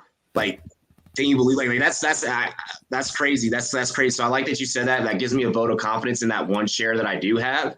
So thank you for that CEH take, Maddie.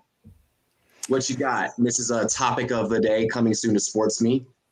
Hey, I actually agree with Snacks. I think the Helaire, I know. The offensive line is going to be badass. Like, Mahomes is going to have time to braid his hair and shave his legs. I've said that multiple times. Whatever he wants to do behind that line. But I do think Helaire, for the NFL portion, is going to be very successful. I do like Antonio Gibson, but I do worry about his exposure with JD coming into the picture. So from a fantasy standpoint, that kind of makes me nervous. But either one of those two I would take as 2. This is a tough question for me because I feel like second-year running backs, it just hurts my heart. They're all taken down with injuries right now. Like, all of them. All my faves are gone. So out of the ones that were listed, that's what I'm going with. Maddie, now that I know you, I'm going to make sure next year that I'm in a league with you. I'm excited to compete against you. Hey, I'm already in 5. Why not make it 6? Damn, I'm Hey, telling you. I might just have a wild hair on my ass this week and start up another league. So, for all the SportsMe app folks. So, I mean, Well, you're only in 35. What could one more hurt? I could barely count to 35. No, I'm in 5, not 35. Robbie's You're in 35. 35? Are you kidding me? I hit 21. No. I hit 21 this week. I have a social life. I cut myself. I said no to a league today. Hey, we're gonna get Snacks a SportsMe link so that he can be in the SportsMe league. We gonna make that happen. We're gonna make a league. Snacks, we're gonna take over. I just joined SportsMe, so we're gonna take over. Robbie, put me in that league. I'll add another one. Hey, Mike, it's your take, by the way, bro. All right, so everyone's gonna Barry think said next season you'll be in 20 leagues. Dive by Sports, to answer your question, when he has a brand that's actually good, that people relate to. I will plead the fifth on that one, but everyone's gonna think I'm gonna say CEH, but I'm going Antonio Gibson on this one. I absolutely love him. I get Maddie's point about JD McKissick, but I just think he's gonna get the ball over and over, and I think he's the best one out of these 4 by far for this season. Okay. I'm seeing a lot of Gibson and CEH love. All righty. Anybody got Jonathan Taylor or James Robinson? Herms, Dan, what you got? Herms, spitting in your terms. I mean, fuck. I have Jonathan Taylor highest in my redraft rankings. I mean, I believe more in I think there's a narrower range of outcomes for somebody like an Antonio Gibson, which is why I would feel safer about it. But at the same time, I think of all 4 of them, the one with the highest ceiling is going to be Jonathan Taylor, just because I think at this point, I don't know.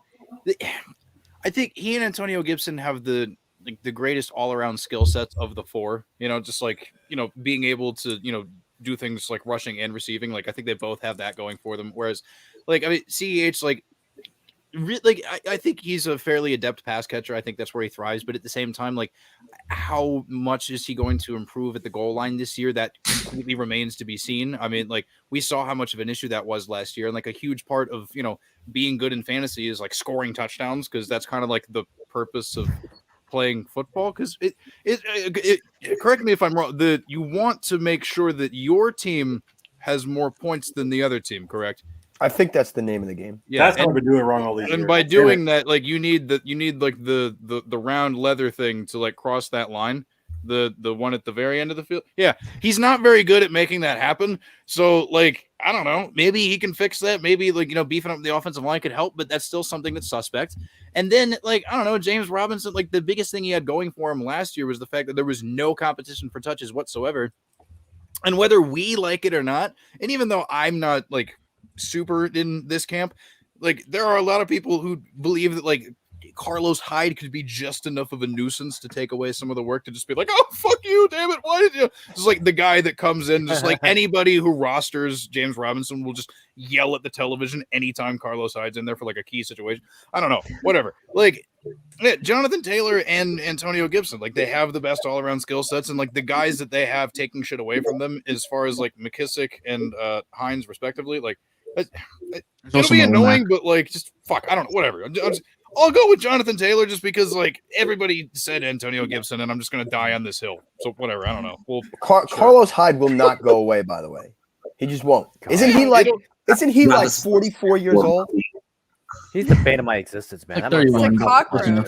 Literally a cockroach. He just won't go away. He won't go away. Okay. And by the way, I'm sorry if you see me get a little animated. The Yankees are in the last inning. So what's the score? We're down 3-2. Okay, yeah, figures. Don't worry, my focus is here, but I have great peripheral vision, so I might just look that way. I'm just glad you're not a Mets fan. That's all I care about. Fuck the Mets. Thank you. Fuck the Mets. Yeah. You said peripheral vision. Did you play corner? I did. How'd you know? Bro, we've talked about this. Remember, we talked about this. Yeah. You think I know what I have for breakfast, let alone what we said a year ago? Well, this is true. This is true, bro. No, I understand that way more. I do remember. Just so you know, this man Dan that's about to speak. He's helping co-set up the Celebrity Fantasy Analysts flag football game at the Fantasy Football Expo next year. If you think that you can cover me, Listen. Give me 4 months. Give me 4 months to get in playing shape. You're done. You got a year. You got a year. You think I'm going to take a year to do that? I need 4 months. That's it. All right, bet. Let's go. Dan, it's your take. Yeah, I'm gonna go with CEH as well.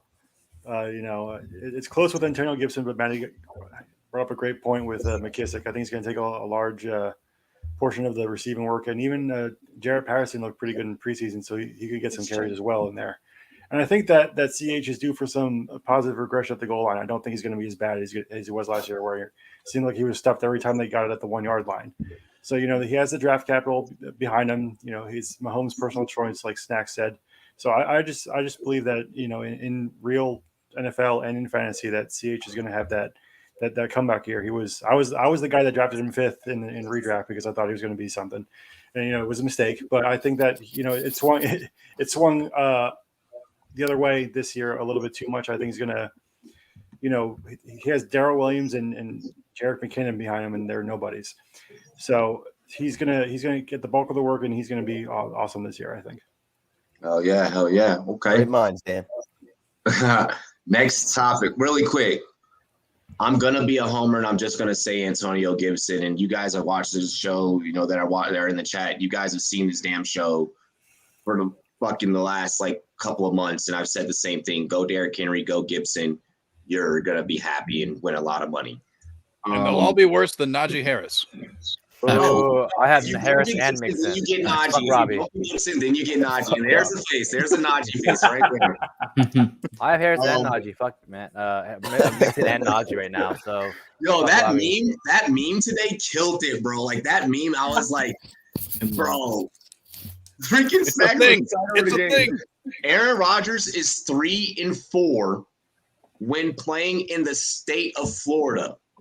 Only in his NFL career, guys. Due to evacuation reasons, the New Orleans Saints, because of the hurricane, the New Orleans Saints, which, by the way, to all of our family and friends down there in New Orleans, we love and appreciate y'all. We are happy that you guys are safe, and our thoughts and our prayers are with you guys. If there's anything that we can do to help you, hit me up, Rumboyz Robbie, and then I'll spread the message to everybody, and we'll whatever. We got to come with charity leagues or whatever the fuck. Well, we're going to make it happen. But New Orleans Saints have chosen Jacksonville as where they will host their Week 1 matchup against the Packers. Per Jeff Duncan of NOLA.com, the Saints apparently took this into account when strategizing. What are your thoughts surrounding this strategy? We go Dan, Herms, and then state draft. I'm sorry, what was the question? What are your thoughts in terms of, holy shit, I'm the one smoking right now. What are your thoughts surrounding the Saints strategy in terms of picking Jacksonville as a destination to play their Week 1 matchup? Keep in mind, Rodgers is 3-4 when playing in the state of Florida. I mean, I really don't think it matters that much. And yeah, he's 3-4, but there's so many other circumstances that go into that kind of thing, like who he's facing and everything. I just think overall with everything going on, I just don't think that playing it in Jacksonville, which is barely a part of Florida as it is, matters. Okay. I don't know, man. That humidity, and you're used to playing up there in the cold, like that shit does something. I'm just saying. Herms. I mean, well, he's also from California, so I mean, he knows how warm weather feels. But that's like, different. I'm just throwing that out there. But like, I've seen that like little anecdote thrown out. I've also seen like the Packers GM is a little pissed, being like, "Oh, it's like we wanted it to be in Green Bay, but there's like he's like being a petulant piece of shit about it." Honestly, like the reason they chose it to be in Jacksonville is probably because like if you look at a map, There's New Orleans right here. There's Florida like right over there. Like, yeah, no shit. Like, I don't fucking like. Yeah, it's like, hey, fuck, where's the easiest place we can just pivot to that's close by? You know what I mean? Hold on, because they were supposed to go up a little bit more north. Apparently, to this article, they said that they didn't want to have to deal with the Packers fans, so they picked the. That's also smart. That is smart. Apparently, they calculated the prices of the motherfucking flights. Everything, like they calculated all of it. They even calculated one-way tickets.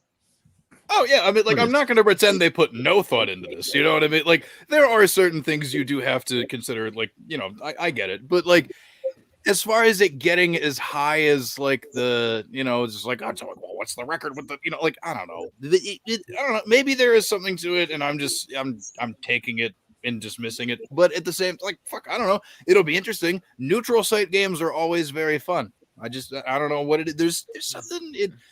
I don't know. I'm here for it. I'm definitely here for it. I think it's going to be interesting to watch. You like the London games. You love them international games, huh? That shit. I mean, I'm barely ever awake for them, but when I am, they're great. So, like, yeah, dude, shout out. Just fucking, I don't know, just like prayers up for New Orleans. Just like that. That's what matters most. So there we go.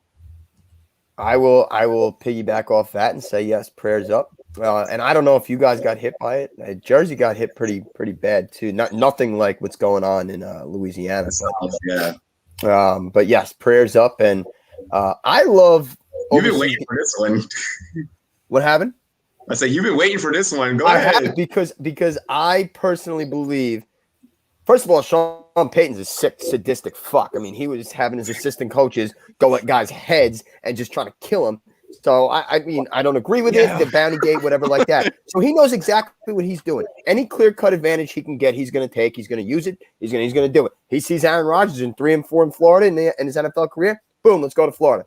Are you kidding me? It's a genius move. He knows he's already at a disadvantage going against Aaron Rodgers with Jameis Winston, who has not started a regular season game for the Saints yet. So why not go to a place that Aaron Rodgers may not be comfortable playing in? Why not? Yeah. There's not. I mean, Green Bay goes. Fans go everywhere because they're front runners. They're losers. They wear the stupid cheese on their head. I get it. Whatever. In Florida, it's a little different. Florida's closer to New Orleans than it is to Green Bay. So I think there's going to be a lot more New Orleans fans there. And you know what? Sean Payton's so rich and so, like I said, so sadistic that he's probably going to fly in 20,000 Saints fans by themselves.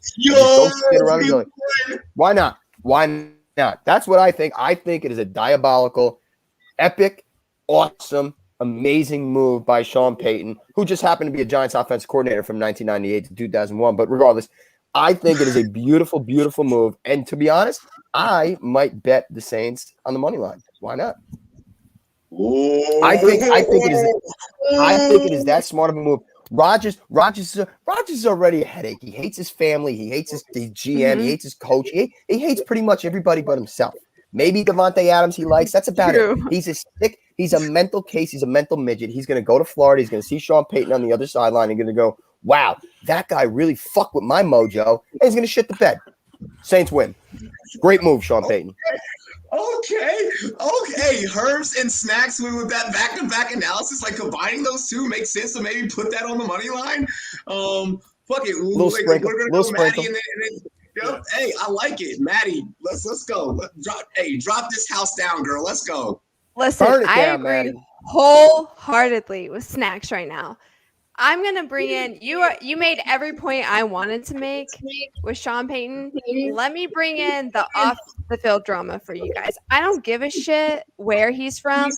He spent his off season fucking around with his fiance who thinks football is just a big shit show. And so he is there and he's not even invested. I guarantee you he's here just to kind of play to get a little bit more money, get a little bit more clout so he can get his job on Jeopardy or whatever it is. He's not here to win. It's the Packers' last dance. Listen, fuck that. He got pissed off that people weren't talking about he was the MVP when he wasn't showing up. He's pissed off that his tantrum didn't work. So he's coming to try to make a comeback, and it's not going to happen. I agree. I think that he thinks that he's going to show up and just go ham. And my money's on the Saints right now. I think Let's go. in any advantage you can get, why not take? I am not doing that. Y'all Saints became so fucking like it scared the shit out of me. It scared my money back into fucking going green. I'm betting green. I'm going with Green Bay. See, when you bet green, you always lose your green. Anyway, 2 real quick things. One, Rodgers don't give a fuck. You see the way he looks? He looks like a slob. He looks terrible. He doesn't give a shit about his life. I He agree. doesn't give one shit. 2, I am an avid. He also doesn't love me. I am an avid Jeopardy watcher. I watch every single night. Rest in peace, Alex Trebek. He's a god. Rodgers sucked. If they offer him that job, I won't watch again. I will not watch. I He's agree. terrible. That should He's go terrible. to Peyton Manning. He's much better. The College Bowl, great show. Unbelievable. Hands down, give the job to Peyton Manning. Please. Aaron Rodgers needs to go be a hippie with his little fiance and protest and do whatever he wants. What's that actor he was hanging out with in the Miles Teller? Oh, yo, didn't he get punched by that actor? Didn't that actor punch him or something? Or like he punched the actor? Like, Yo, somebody in Hawaii sucker punched Miles Teller in front of Aaron Rodgers. Yeah, in front of Aaron Rodgers. Yo, how fucked up of a friend are you if you see your friend get sucker punched and you don't jump do in? nothing. Hell no. That's fuck. Yo, all right, Mike, your take. Let's get your take. I'm still betting the Packers. It's going to be very hard to freaking go after these two nuts because they freaking said everything you need to say. But I actually agree with you, Robbie. I would bet on the Packers on this one. Is it a little bit of a problem? But yes, but when you piss off Aaron Rodgers on the field, he usually comes up big. So I'm just going to keep it short and say I would bet the Packers on this one. Hell yeah. All righty. Let's go, Raj, and then Payne. Okay. I feel like these last couple takes kind of just like didn't even talk about the Packers or just kind of talking about the Saints. But all I gotta say is who gives a shit where he's playing? Who cares? 3-4 isn't even that terrible of a record that we should be caring this much about it. And whoever wrote that article wasted a lot of their fucking time. That's all I gotta say. Hey, he does work for Fox, bro. He does work for Fox. True. So I mean, there's that. There is that. Yeah, but so does Terry Bradshaw. But I mean, like that's just like fucking old ass Terry. Terry don't even know where the fuck he is at half the time Sunday morning. No, you guys leave Terry Bradshaw alone. Yo, no, hell no. They need to they need to retire Terry's ass. I disagree. He's a national treasure. He's so entertaining. But so is Chris Berman, and Chris Berman chose when to sit his fucking ass down. Name one other analyst that would walk butt naked on television. That's a good point. I could see Strahan doing that. I could see him doing that. Strahan ain't that old yet, and CC ain't kicked in that heavy. Damn. All right. We don't condone. Well, we condone any fucking joke here, but we don't condone CTE jokes and shit. He said, "What the fuck is Dan doing here?" I mean, Dan had to take Toby's spot. You see Dan in a damn freaking tank top. Toby's usually here with his cutoffs, but he had to go do a school assignment. So yeah. On a Friday. Oh gosh, here we go. God, all right? Can all the Yankees fans plus Snacks just like all get together and like what? Gosh. All right, Pang, your pick. I think Stacks said it, right? There's people get paid a lot of money to take every little advantage they get. They just do. Like, and you motherfuckers laugh, but like Chico, California, and San Francisco, all that shit, the weather is way different than the East Coast, especially like way different than Florida. Yeah, like I wear jeans almost all the fucking time. The minute my punk ass stepped in North Carolina or Florida, I was like, oh nope, I'm a shorts guy. Like, so oh fuck. And the dude's like 30 something, like he's late 30s. That shit does matter. Does it change a whole lot? Start collaborating with people and working with people. But it does happen. Like, it does help because if the dude gets winded, he gets sweaty, he fucking can't handle it, and he fucks up one or two passes, hey, it can make a difference. You take every little advantage you can get. And I think that's fine. If he's 3-4, he's probably 3-4 for a reason because it's not like Aaron Rodgers has a shitty record. So, yeah, I think I'm going to end it right there because Snack said it pretty much the best. Yeah, I'm sorry about that. I kind of go off sometimes. Hey. You're from Jersey. What do we expect? Right? It's true. Well, once I get going, I hardly stop. Ooh. Yeah. Well, we're actually going to keep this take. Well, we're going to reference a great northern hip-hop poet in this next topic. The great LL Cool J once said, "Don't call it a comeback." Well, he's been here for years. It's been here for years, right? Well, there's literally a award. I don't know why I put a space there, like during that. That's what I get for voice texting the show sheet. There's literally an award for Comeback Player of the Year. We're gonna do it a little bit differently here. Give me one player that you expect to bounce back or come back in fantasy football this year.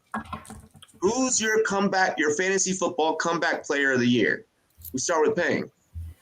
Damn, this one's tough. When I got this question, I really didn't know which way to go. I kind of want to say CEH might be that guy. Like, I know he didn't really have to come back from anything realistically, but his numbers are gross, like last year. Yeah. Right? Overall, right? At least for the ADP people drafted him at, and he's going to be that guy. But we saw his floor. I really believe what you saw last year was his floor, and we're going to see something better this time around, and people are going to be like, oh, I'm going to get him next year. I'm going to get him next year. We might see something Austin Eckler-ish, what people expect of Austin Eckler from CEH. So that's the way I would look at it. I think he gets better numbers this year. Oh, maybe Zeke. Yeah, good choice on Bob. That's a really good one. That is a good choice. Yeah. Raj, what you got, bro? I got Matthew Stafford. Okay. A crazy improved situation. Insane receiving core. Great O-line. Fucking genius Sean McVay coaching him. And not Matt Patricia. Fucking bum. Well said. So he's good. He's got a fucking cannon for an arm. And 2 years ago, I think he was on pace for 5,000 yards and almost 40 TDs. I think he's gonna do that again. All righty. Okay. I see you, Ubi. I see you. He said, he's like, gotta be McCaffrey, right? I feel like that's like low hanging fruit though. Like really. I was someone who actually played last year. I don't know. And he played well when he did. Snacks. What you got? All right. Well, since I as everybody clearly knows, I'm not biased. I'm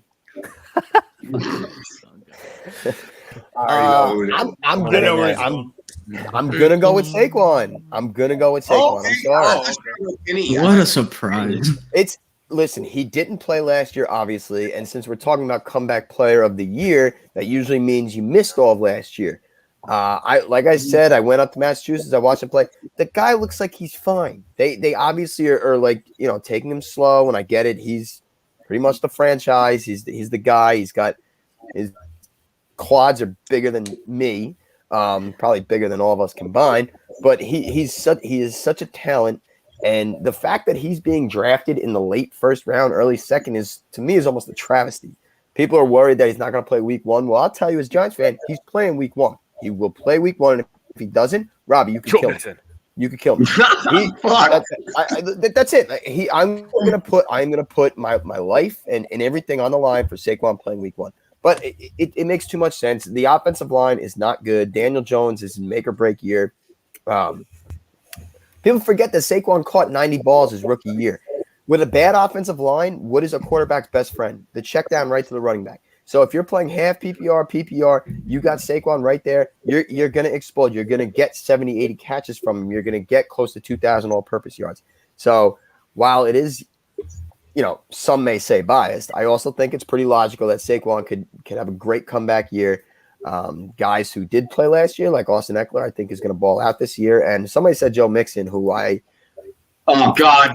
All right. Sorry, Snacks. No. I was not gonna say anything good about him. I was gonna say whoever said Joe Mixon should probably stop because everybody's been down that rabbit hole too often. Yeah, it's done. We know he ain't good. This show goes if anyone says his name. Shit, you almost gave me a whole fact. You're supposed to drink when somebody says Joe Mixon? No, I will because you said Joe Mixon because I fucking hate Joe Mixon. I can't. So do I. I thought somebody said it, and I was about to go at their throats, but I didn't want to do that because I'm a nice guy. No, his name did not get brought up here. Pang likes Joe. That's why. I do. I like it to get his mouth.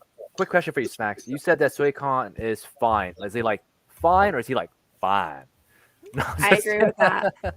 You agree with what? You agree with the question asked or what? I agree with the question asked. Like, Is he fine? yeah, Is he fine? if he's coming back, like that's great. But is he coming back or is he like coming back? I mean, like he's a good-looking dude. Just throwing All right. This took a little turn that I wasn't expecting. So I'll just say it. Yeah, good looking dude. 100%. You said good looking dude. He's good looking dude. He's very handsome. I mean, it's hard to argue. I mean, like, it very, is. very handsome guy. Very, he's a very well mannered person. I truly appreciate him. He's great. He's all right. He better stay on the he's not that fucking cute. field though, or he's dead. To me. So regardless, anyway, no, he legitimately looked like he was going at 100% speed, like no issues at all. He was catching everything in sight. He was running routes that I don't even see on Madden. He looked like a cheat code. So I truly believe he's good. The only obstacle that I see if you're drafting him that may have a worry is the Giants' first game next Sunday. The turnaround is 4 days after they play Thursday. So the workload in the first 2 weeks may be reduced a little bit, but after that, then he's going to have 10 full days. Then I think he takes off. So I think there's obviously a risk he's coming off torn ACL, but we saw what Adrian Peterson did after a torn ACL. We've seen what plenty of guys done after a torn ACL. Playing the Broncos too. Right, exactly. So I think that he's fine and he's real fine. So there you go. There we go. That's what I wanted to hear. Don't fucking start. Whoever said that. You should come back player. All right. If Saquon comes back, I think that's a great pick. I'm going with Dak. Dak got paid this year, so he has to prove himself. Sorry. The other part is Dak has some great tools around him. And people are going to argue with me, but CeeDee Lamb's pulling up everything that he throws up. CeeDee Lamb's pulling down. His running backs are going to be able to pull things down. That's Dak's MO. So I'm going with Dak. He's going to be putting up the most numbers. I think he's coming back. I'm ready for it. I'm not. Mike. All right, so Maddie stole mine, but I'm going to go with someone else. It's more of a rebound more than straight comeback, but Robbie knows and other people, even Dan knows this. I love Sam Darnold now that he is out of the freaking New York Jets in the shadow of that whole. Okay, so not an injury comeback. You're going with something that's not an injury. You're going, okay, I like it. Yeah, I think he's gonna. I mean, this whole thing could blow up in my face, but I think he is gonna have a good season and come back. After anyone, if Ryan Tannehill and guys like that can rebound after Adam Gase, so can a top 5 pick in Sam Darnold. Okay. Now, Mike, real quick. By the way, Yankees won. Sorry. Is it the Sam Darnold thing have anything to do with the hair, or is that like? Nah. No. The hair. No. Okay. No. Well, I'm just asking. Yeah. Keep the hat on this time. You know what? Rumors say we don't have souls, but that hurt my soul a little bit. Now I may take the hat off the rest of the show. Oh no! Oh my God! Hey, snacks. I got one question for you. Are you seeing Ghost? Oh shit! Get him. Hey, all righty. Calm the friendly fire down. That was great, though. Hey, I love it. It's Rumboyz After Dark. I set myself up. I did. Yeah, you did. Hey, I'm a man. I can take it. I was clicking around trying to find my answer there for a little bit because I didn't want to go with a guy that was like hurt because that kind of like, you know, it felt a little obvious, but like the candidates in that regard, obviously, I mean, like, you know, like yes, Dak, yes, Austin Eckler, like all those guys. Theoretically, if health goes well, they should be fine. Guys that did not get hurt that just did kind of weirdly meh actually ties into what Mike was saying. DJ Moore has scored not that many touchdowns. And to be fair, now hear me out. Like there's a caveat. In terms of like quarterbacks with the ability to like chuck the fucking ball way downfield for that heavy ADOT shit, Sam Darnold is the best he's had to work with at this point. You know what I mean? In terms of matching the skill set, doing all that. Because, like, I mean, like, you know, like a wrecked shoulder, Cam Newton couldn't fucking do that shit. And Teddy Bridgewater, as much as I love him as, you know, for what he does, it's a lot of short passes and stuff. You know what I mean? Like, for DJ Moore to just be a fucking burner doing all this stuff, like, Sam Darnold can fucking sling it. You know what I mean? Like, shit. Like, I have his career fucking pulled up at this point. You know, like since 2018, like just going year after year, 2 touchdowns, 4 touchdowns, 4 touchdowns. Like, come on, 10 fucking touchdowns over the course of his 3-year career at this point. Like, for the amount of work that he sees in the passing game, like something has to give at some point. You know what I mean? Like, shit. Like, I don't know. I'm not like super great at math, but you know, just like the probability, you know, of him scoring like that, you know, minuscule amount again. I mean, come on. So like that's gotta bump up. I mean, there we go. He's easily the top receiver there. Also, you know, former Maryland Terrapin, go Terps, whatever. You know, but like, yeah, dude, like the connection with Darnold should be great for serving his skill set. He's never had a guy throwing to him that really helps him with what he does. So DJ Moore, I'm very, very high on DJ Moore this year. I feel very confident. Okay, and Dan. All right, so everyone had some great answers. I'm going to go a little bit of blast from the past. I'm going to go AJ Green in Arizona. Wow. I think that being the number 2 over there with DeAndre is going to be a nice little resurrection for his career. I don't think he's going to be the AJ Green of, you know, the heyday of Cincinnati. But if he can stay healthy, he's going to get a bunch of targets in offense. They have that spread offense there. And I think that he's definitely good enough, and he has the, you know, with how advanced his age is, his route running hands, you know, hasn't left him. So I think he's going to have a nice comeback year. He's currently going 73rd. He's wide receiver 73 in fantasy drafts. That's crazy. So I think, you know, he definitely can outperform that ADP, and he can have a good season in Arizona. I mean, Arizona QB can connect. Yeah. I think considering the fact that Arizona's wide receiver core has the highest catch percentage in the whole league. Mm-hmm. They only dropped 33.4. I think I think it's actually 33.3 on the dot. Like, so I mean, yeah, you make a very valid point. Me knowing, you know, stats and shit like that. Yeah, y'all motherfuckers didn't think I was smart in the chat, huh? They're like, oh, he just hosts the show. No, y'all watch the rest of my content. Shit. All right. So this topic right here is super, super important. This is a topic to close out the show. We thank everyone that's been rocking with us. This is super important because people are relying on us as analysts to, you know, kind of help point them in the right direction in terms of, you know, getting to the bag.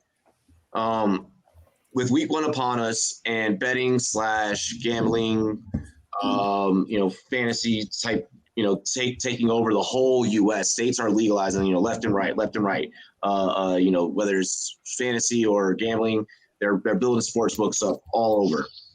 What is your best piece of advice for those that are ready to cash in? And what is your favorite, you know, type of betting format, you know, to play? Whether it's DFS, props, money line, over-unders, parlays, etc. All right, you guys know. And we start with Dan. All right, so I think the best piece of advice to give to people is don't let personal bias get in the way of you making money. I think that it's hard that to go against your team sometimes if they're in a bad matchup, but you just gotta like remove the fandom out of it and just be like a neutral party in your mind, and that's the only way you're going to win. Because if you go against that, you're probably end up losing. I really enjoy prop bets. I think prop bets are a lot of fun. You know, trying to find that specific, you know, one thing to happen to let you win. I'm actually not that good at DFS personally, so I try to avoid that so I don't sink any more money and lose. But I think prop bets are a lot of fun. Yay, prop bets. Herms. Well, I mean, I honestly don't know too much about sports gambling, if I'm being honest. The only things I'm really familiar with are like prop bets and playing DFS because I probably have the most fun just setting DFS lineups because like I understand how the scoring works because it's akin to, you know, the traditional fantasy football that I'm playing. And then my biggest piece of advice playing DFS is ask Jordan Vanek whatever he thinks, because he'll point you in the right direction. Will make you a lot of fucking money, bro. That's my biggest piece of advice, because honestly, I can help you win maybe $15-20 at most. But that guy, he can he can help you do some shit. I mean, like, I'll point you in the right direction if you have like a quick decision that you need to make, but by no means is that my area. Hit up Jordan. Like, holy fuck. That's the best thing I can say. Hey, for that man being 23 years old, I have never seen someone just like be so smart with numbers like that. I'm like, holy fuck, bro. I'm like, how does your brain just function like this? Is like, and then he'll call me. He's like, yeah, Robbie, I'm building up this spreadsheet. I'm like, listen, man, you just do you, bro. I'm here to support you. Well, I'll see you on camera on Saturdays, man, and we'll just help you win a shit ton of fucking money.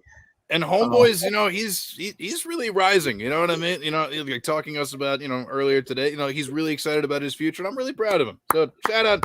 If for some reason you're watching this or listening to this or check it out later, Jordan, you're the guy. I love you. Hell yeah. Mike, what you got? All right. So first off, I want to use this platform to tell California legislature to hurry up and legalize gambling, damn it. Okay. Wow, I didn't even shit. They should have gotten on that a long time ago. We have to go to Vegas to fucking gamble. You would think. How far away are you from? Are you guys all from Cali? Me and I'm in Colorado. Jersey. Who said that? Joyzy. Oh, Danny. We're from Jersey. Hold on, Mike. I'm really sorry. No, you're good. I knew that this was gonna happen. I'm not. I don't need your address. I just need a general vicinity. The Jersey Shore. Motherfucker! I got a house in Belmar. Hold on, Snacks. You're talking to an Eagles fan down there, though. You stupid son of a bitch! You're all the way south. You're all the way love south. just got immediately just boom, just Dikembe. And it's over. You make me sick. I don't ever want. I literally, Rob, you invite me back on this thing again. If Dan's on there, I'm done. Done. Not coming up. I didn't go well. I did the entire show. No, he didn't realize I was. And you set the room. Like, thank It's a good thing you changed your Twitter handle.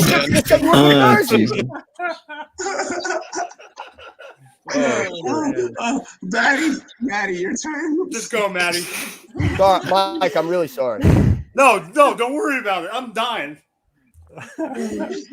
Listen, I grew up poor as fuck, so I don't bet my own money. I have zero advice.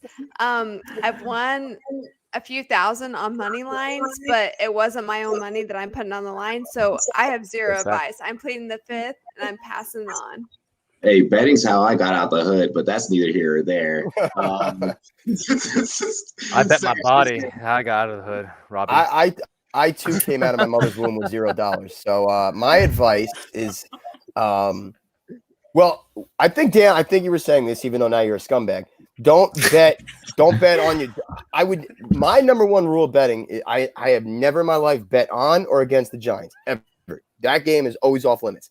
I like spreads. I have always been a spread guy. I think when you start messing with the totals and whatnot, then you're kind of playing a tricky card. You got two offenses that are really good that you think are going to put up a lot of points. That's what Vegas wants you to think exactly. They're trying to sucker you in to a high number that you think it's going to go over, and it never does. I mean, it does, but, not at a 60% clip where you're going to win. So I like going on spreads. I use the eye test. I use there's reverse line movement, all this kind of stuff. Yes, I'm a degenerate, but that would be my that would be my advice, is just kind of know your limits. Don't bet over your head, and if you lose a game, don't try and make it up. The 4:00 game, don't try and bet it all and make it up the next game, because then you're shit out of luck. Once you start getting a few drinks in you and you're feeling good, you're already down $100. Don't go bet 200 on the next game, because I promise you, you're going to lose. So do not do that. But overall, that's good advice. It is. I've been there. So I have learned from those mistakes, and I would like to pass that on to people. So don't bet with your heart, bet with your brain, bet with what you see, and do not set a bankroll. Say you want to bet $500 for the year. You so happen to lose that after week 2, you're done. Don't ever bet it. Do not bet anymore. You're absolutely done. Next thing you know, you're going to be going to Aunt Felicia's asking for money. Not good. That's not what you want. So don't get into that rabbit hole. Don't be a degenerate. Don't be a scumbag. Just bet to have fun. That's all I can say. I'm a spreads guy. That's about it. Exactly, dude. And if you do have a problem, 1-800-GAMBLING or gambling, whatever. Yes. If you do that's great. Because I was back in the day when I was. I mean, I guess I'm still relatively young, right? 28 is pretty young. Anyway, back in the day when what is this? Bobby, do you understand the back I have? 28. I feel like you feel old. No, fuck that. You can't feel old. You're 2 years younger than me. No, you can't feel old. Yeah, I can promise you on everything holy to me. I feel older than you. You smoke reefer. Are we competing about who feels older? I mean, like that's all right. First of all, I did want to mention this before, and I didn't want you to take it as an insult. I'm sorry. You've got the greatest voice I've ever heard in my life. So I think that was a compliment. Woo-hoo! I hope you don't take it as an insult. Dan's a scumbag. After the show. Oh fuck. Oh hey. Yeah. And this man was dropping fucking panties. Listen. The man. He's sexy and he's got a great voice. So, well, Jesus Christ, I called Saquon fine. I called Herm sexy, great voice. Here I am. Maybe I should go. Maybe I should make that a shirt. I got it all going on. Saquon hot, Herm sexy. Just boom. Whatever. There you go. You know what? Photoshop his quads onto my body, and I got it all. I got it all at that point. I mean, like, fuck. I have nothing else left to achieve if I can reach that peak. I mean, fuck. Wow. You almost made Maddie spill. You almost made Maddie spit out whatever she was drinking just now. Yeah.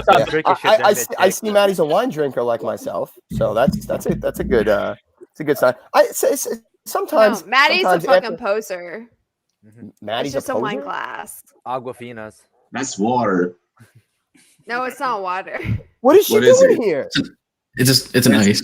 Yeah, I'm just the degenerate over here drinking like fucking like fruity malt shit out of a can from a gas station. Just like hold on. It's a homemade margarita mix. It's tequila and a little bit of lime. At least it's in a glass. I thought I would look like I thought I would look like a classy bitch. So I went with a wine glass. Sure. That's the first time that's ever been said on this show. I'm here for it. Well, like I just said, but holy shit. Bet responsibly. Gambling problem. Call 1-800-GAMBLER. Exactly. Raj. Yeah, I'm here now. Yeah. So just be responsible with your betting. The only bets I actually take, like very rarely, are prop bets. I actually wrote an article during the Super Bowl about the stupidest prop bets that you can make. Some shit was like, if I remember correctly, one of them was like, what's going to be higher, Travis Kelce's number or the number of the horse who won some type of fucking race or whatever. It's stupid. Yeah. So yeah, make whatever bets you want. Just don't be dumb. And if you are going to make bets with your friends and do it for small money or do it for incentives. I love doing beer bitch bets. That's my favorite. Like, I don't know about you guys, but that's my thing. And I always seem to win. Play it safe. I like it. Yeah, just have fun, I guess, and don't be stupid. Just wait till you crawl till you come in over here in America. Shit's completely fucking different. We don't care. We just live life balls to the wall. We're betting on the length of the national anthem and shit. I mean, like, yeah. I mean, like that's the type of shit that we're on. I mean, there was no sports. There was no sports going on last year, and people were betting Korean baseball at 5:30 in the morning. So it's bunch of degeneracy over here. And also, I was betting on marble racing. Yeah, marble racing. Mike, I was betting ping pong, man. Are you kidding me? I was so bored I couldn't leave the house. I'm betting ping pong. I don't even know what the fuck ping pong is.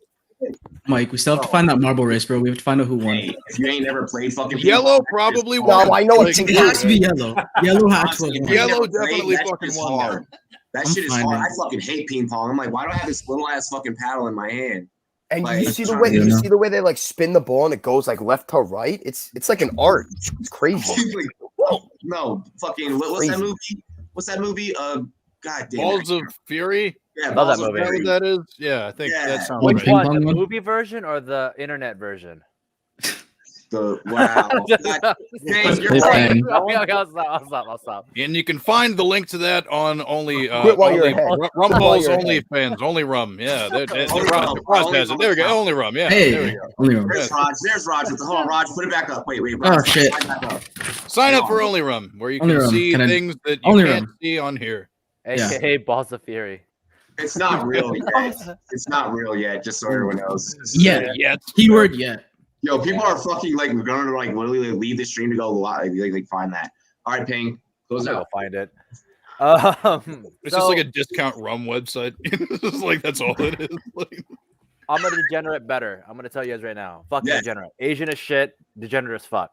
So I'm gonna tell you guys the one thing that will be a good tip. Everybody has a prop bets. Do what the fuck you want. Okay, there's no rule for that. Like I take Batman bets all the time. Like if you get to TD, it'd be funny. Like there's always one. There's always like 30-1. But if you bet, avoid parlays if you don't know shit because you're gonna lose money on your parlays. I am those people. I don't even know what that means. Secondly, you as a bettor will have an affinity for something. Some guys are good at calling over under, some are good at calling spreads, some are called at whatever it may be. Make sure that you don't get focused on like always just taking overs. I've seen guys like I can call the overs, I can call the unders, I can call spread, right? Like but you see it all the fucking time. They'll call like 6 overs, and I'm like, none of these go unders. Like I only call overs. No, bitch. Like games do things differently, right? Like look at other shit. So yo, I watched that stupid ass fucking Jake Paul fight. Don't worry, fans. I did not pay for that shit. I'm not that stupid. And I watched it, and then seeing just Dave Portnoy and freaking Big Cat pick every fight wrong. Yeah, like just pick everything wrong. I'm like, did you guys not even like just try and offset each other at the very least, so at least one of you hits? Like, just no. Like, no. You don't always take overs. And Stacks, you mind if I do this? Fade the fucking public. Bang, baby. Bang. Love that. Fade the fucking public. And I love that that's y'all's show's name. And I had to put a little bit of plug right there. Hey, you only waited 2.5 hours, so. Hey, you know. But it was a perfect kidding, moment. Rob, It was a perfect moment. Because here's the thing. I love going through social media and seeing you guys' polls. Because whatever you guys usually go the majority on, and if it's usually some dumb shit, I'm like, yeah, sayonara. I'm gonna go ahead and go with the smart money. You know, I'm gonna take the chance here, and yes, we win and we hit. You know, so use research. Watch as many different shows and podcasts and things surrounding whatever you're looking for. You know, the Google works fucking great. You can find anyone that can teach you about this shit. You know, you can take opinions from different sources and you can combine them into your own. But whatever you do, do not like don't make it a habit to go with the consensus. Because majority of the time, most people that are betting are casual fans and don't know what the fuck they are talking about. Yeah. And I was going to say in the last piece too, if you're unsure about a bet, you're not forced to take one. I've seen guys just take bets because they think they're supposed to. Like, oh, you know what? I kind of like that game. And I'm like, no, but if you're not fucking sure, you're not fucking sure. Just move on. Take a bet next week. Yep. There's always next week. There's always another game. There's always mom's money in her purse that you can grab later, right? Oh, no. Is that a shot? No stealing. My bad. No, and you know what? To that point, I know I kind of touched on it, like lose and then the drinks. Don't bet when you're like drunk or anything like that, because then you get fucked. Just don't bet your own money when you're drunk. Well, yeah, if you want to bet somebody else, if you can convince somebody else to bet their money, there you why go. not? And then split it with you, taking a call. Mm-hmm. Didn't I remember that time I gave you that call? You know, like. Oh my gosh. Oh, and also, real quick. Holy shit! I got 6% on this fucking thing. Anyway, Saquon is fine. Excuse me. There's this thing called teasers in NFL. Like you can get points against the spread. They're called teasers for a reason. Don't touch them. They tease you. Like the girl at a bar. Don't touch them. Don't touch them. Or the guy. Tell Deshaun Watson that, bro. Or the guy. Yeah. Not Or us. the guy. I'm in no position to tease anybody, so I just kind of. I love Payne. I love Payne. I take what I can get. Ladies and gentlemen, this is Rumboyz After Dark. We're gonna go ahead and head around the panel. I want everyone to take a moment to plug themselves. Pause. But Phrasing. Phrasing, yeah, right. Words, vocabulary. This is why I don't work for a major network like NBC or some shit. But no, we're gonna go around. I want everyone to just talk about what you guys got dropping, what's coming up. Oh my gosh, hey, but I'm appreciating these fucking views. Nah, if your brand is being a dick. So Payne, what you got, bro? Actually, I'm not gonna plug myself. I'm gonna say my wife texted me and she just said, "Plug myself." She said that, "Hey, welcome, Maddie. She actually really likes you on the show, and she watches our show every week, and she wants to say that you're great." So nope, no plugging on me. I'm gonna move on. Wait, time out. Raji, Can we set up like a friend date with your wife? Because I'm down. Can I set up a friend date with your wife? Because I'm down. Hey, I'll ask her. Yeah. But she does watch Let the show her- every week. What's a print? Let me know. And A I know friend some date? Oh, a friend Listen. date. Oh. A friend date, Friend yeah. Girls, Okay. typically on girls' night, we just get fucked up and just like vent. And it's a really nice bonding experience. Yeah, I do that with my dog. Some of the chat's wondering I have a wife. Snacks. That wasn't like an invite. Who else am I going to talk to? Oh my gosh, what's funny is I'm actually going to be getting a dog soon. Nice. Yeah. Single life, bro. Got to. All right. Find me here on this YouTube channel that you're watching right now. Rumboyz.com, Steelers articles, Rumboyz Raj on Twitter, and that's about it. Snacks. Yeah, so Big Dog's Got to Eat. Robbie, you mentioned it later on. We're on a show called Fade the Public. It's a lot of fun. We do a bunch of fantasy stuff, football stuff, kind of just really entertainment in itself. A bunch of three idiots. So it's a lot of fun. And I will say, Robbie, thank you for having me on. I'm glad I reached out to you again because, after last year, I was starting to think that maybe you just didn't want me back on. So I'm glad we reconnected. And listen, I'm a very sensitive redhead, okay? So I truly appreciate you having me on. It was great to meet all of you. And I look forward to doing it again soon. We got you, Except bro. you, Dan. I don't want you on the same stream as me.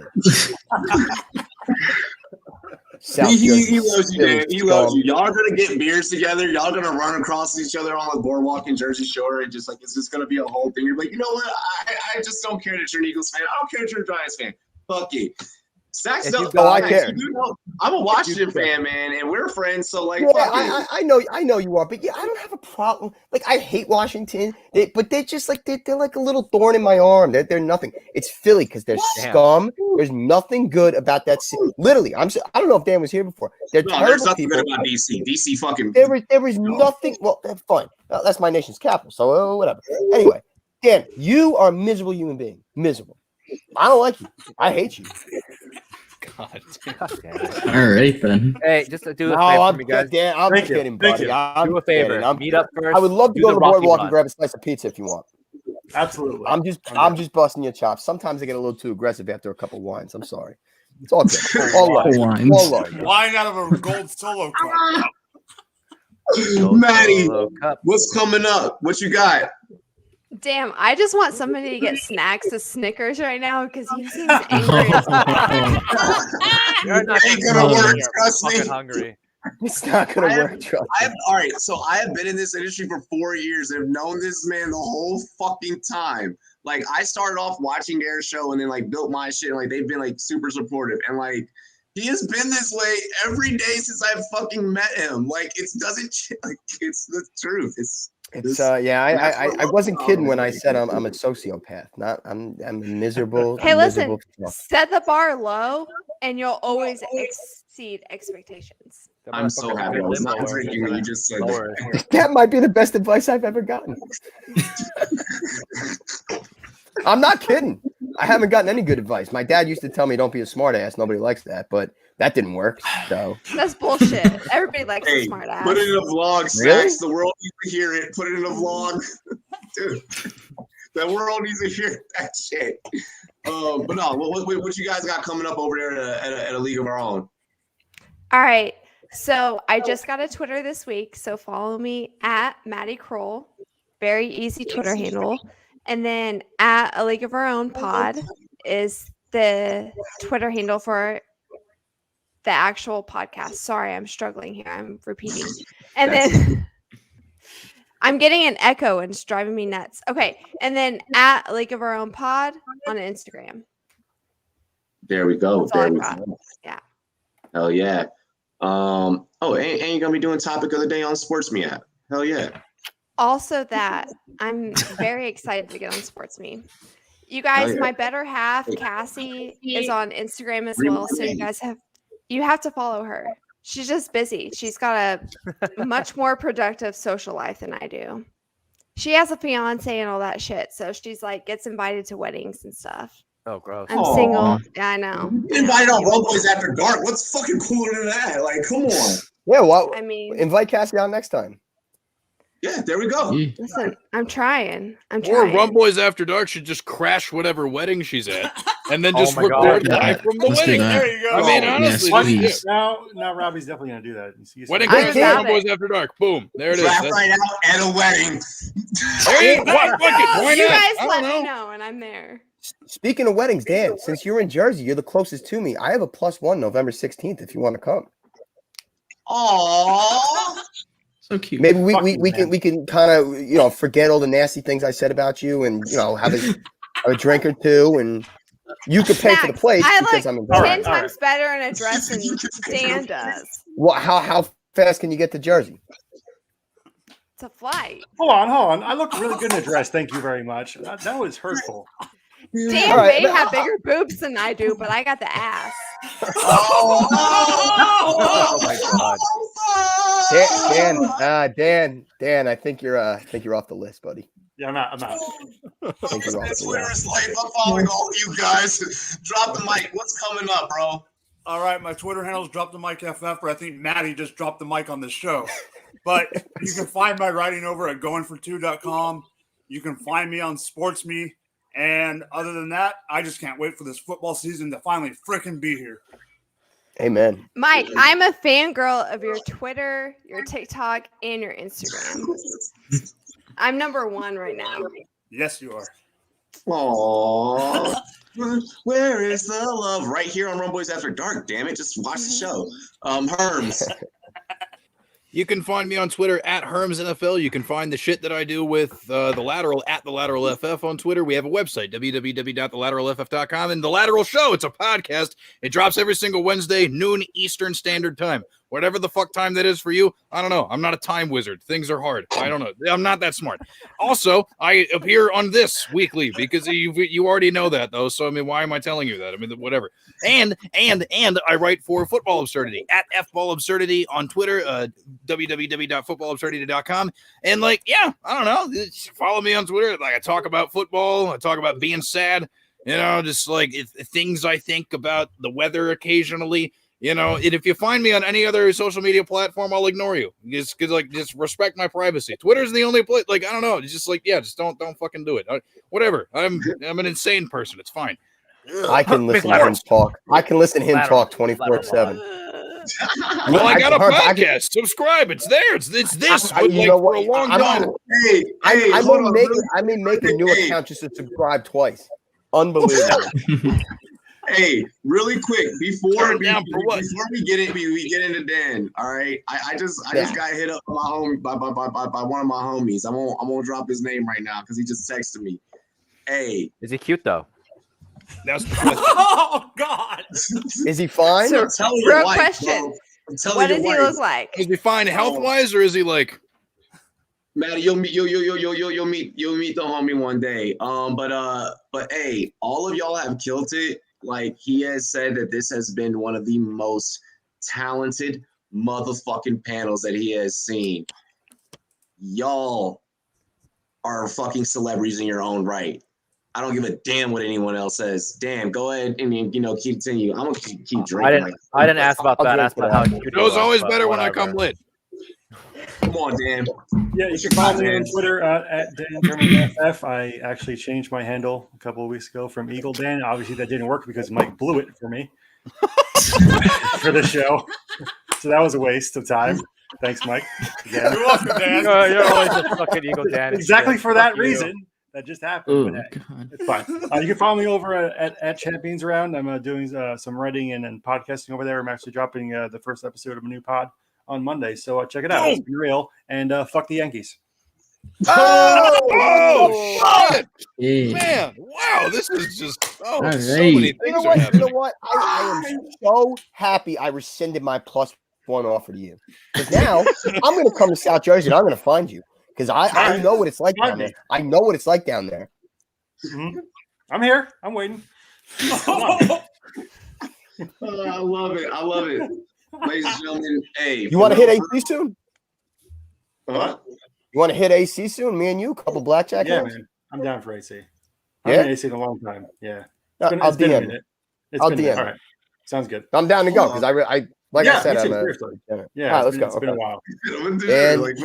And Turner. Hey, ladies and gentlemen, y'all can Google this damn big word company name behind me. Just Google Rumboyz. Look us up in any damn search engine. If you see a magnifying glass on any app that you have, just search us. We are more than likely there. And that is simply how I'm going to plug myself because motherfucking football season is here and we are about to take over the world. Okay? Plain and simple, straight up. If you ain't fucking with us, don't fuck with us. If you ain't fucking with us, well, then just get lost. All right? It is what it is because we're here to uplift people. We're here to showcase other people's talents and just, show mad love. And there was a lot of that on tonight's show, a lot of comedy, a lot of jokes. And I appreciate y'all for being an amazing, amazing panel. Like, and that's all I got to say, for real, for real. Ladies and gentlemen, cheers to me. Cheers to you and all the Rumboyz and girls, what it do. Dilly dilly. We out here. Well, we got a comment in the chat. My show is it's The Lateral at The Lateral FF, the Lateral Show. You can find it if you just look that up.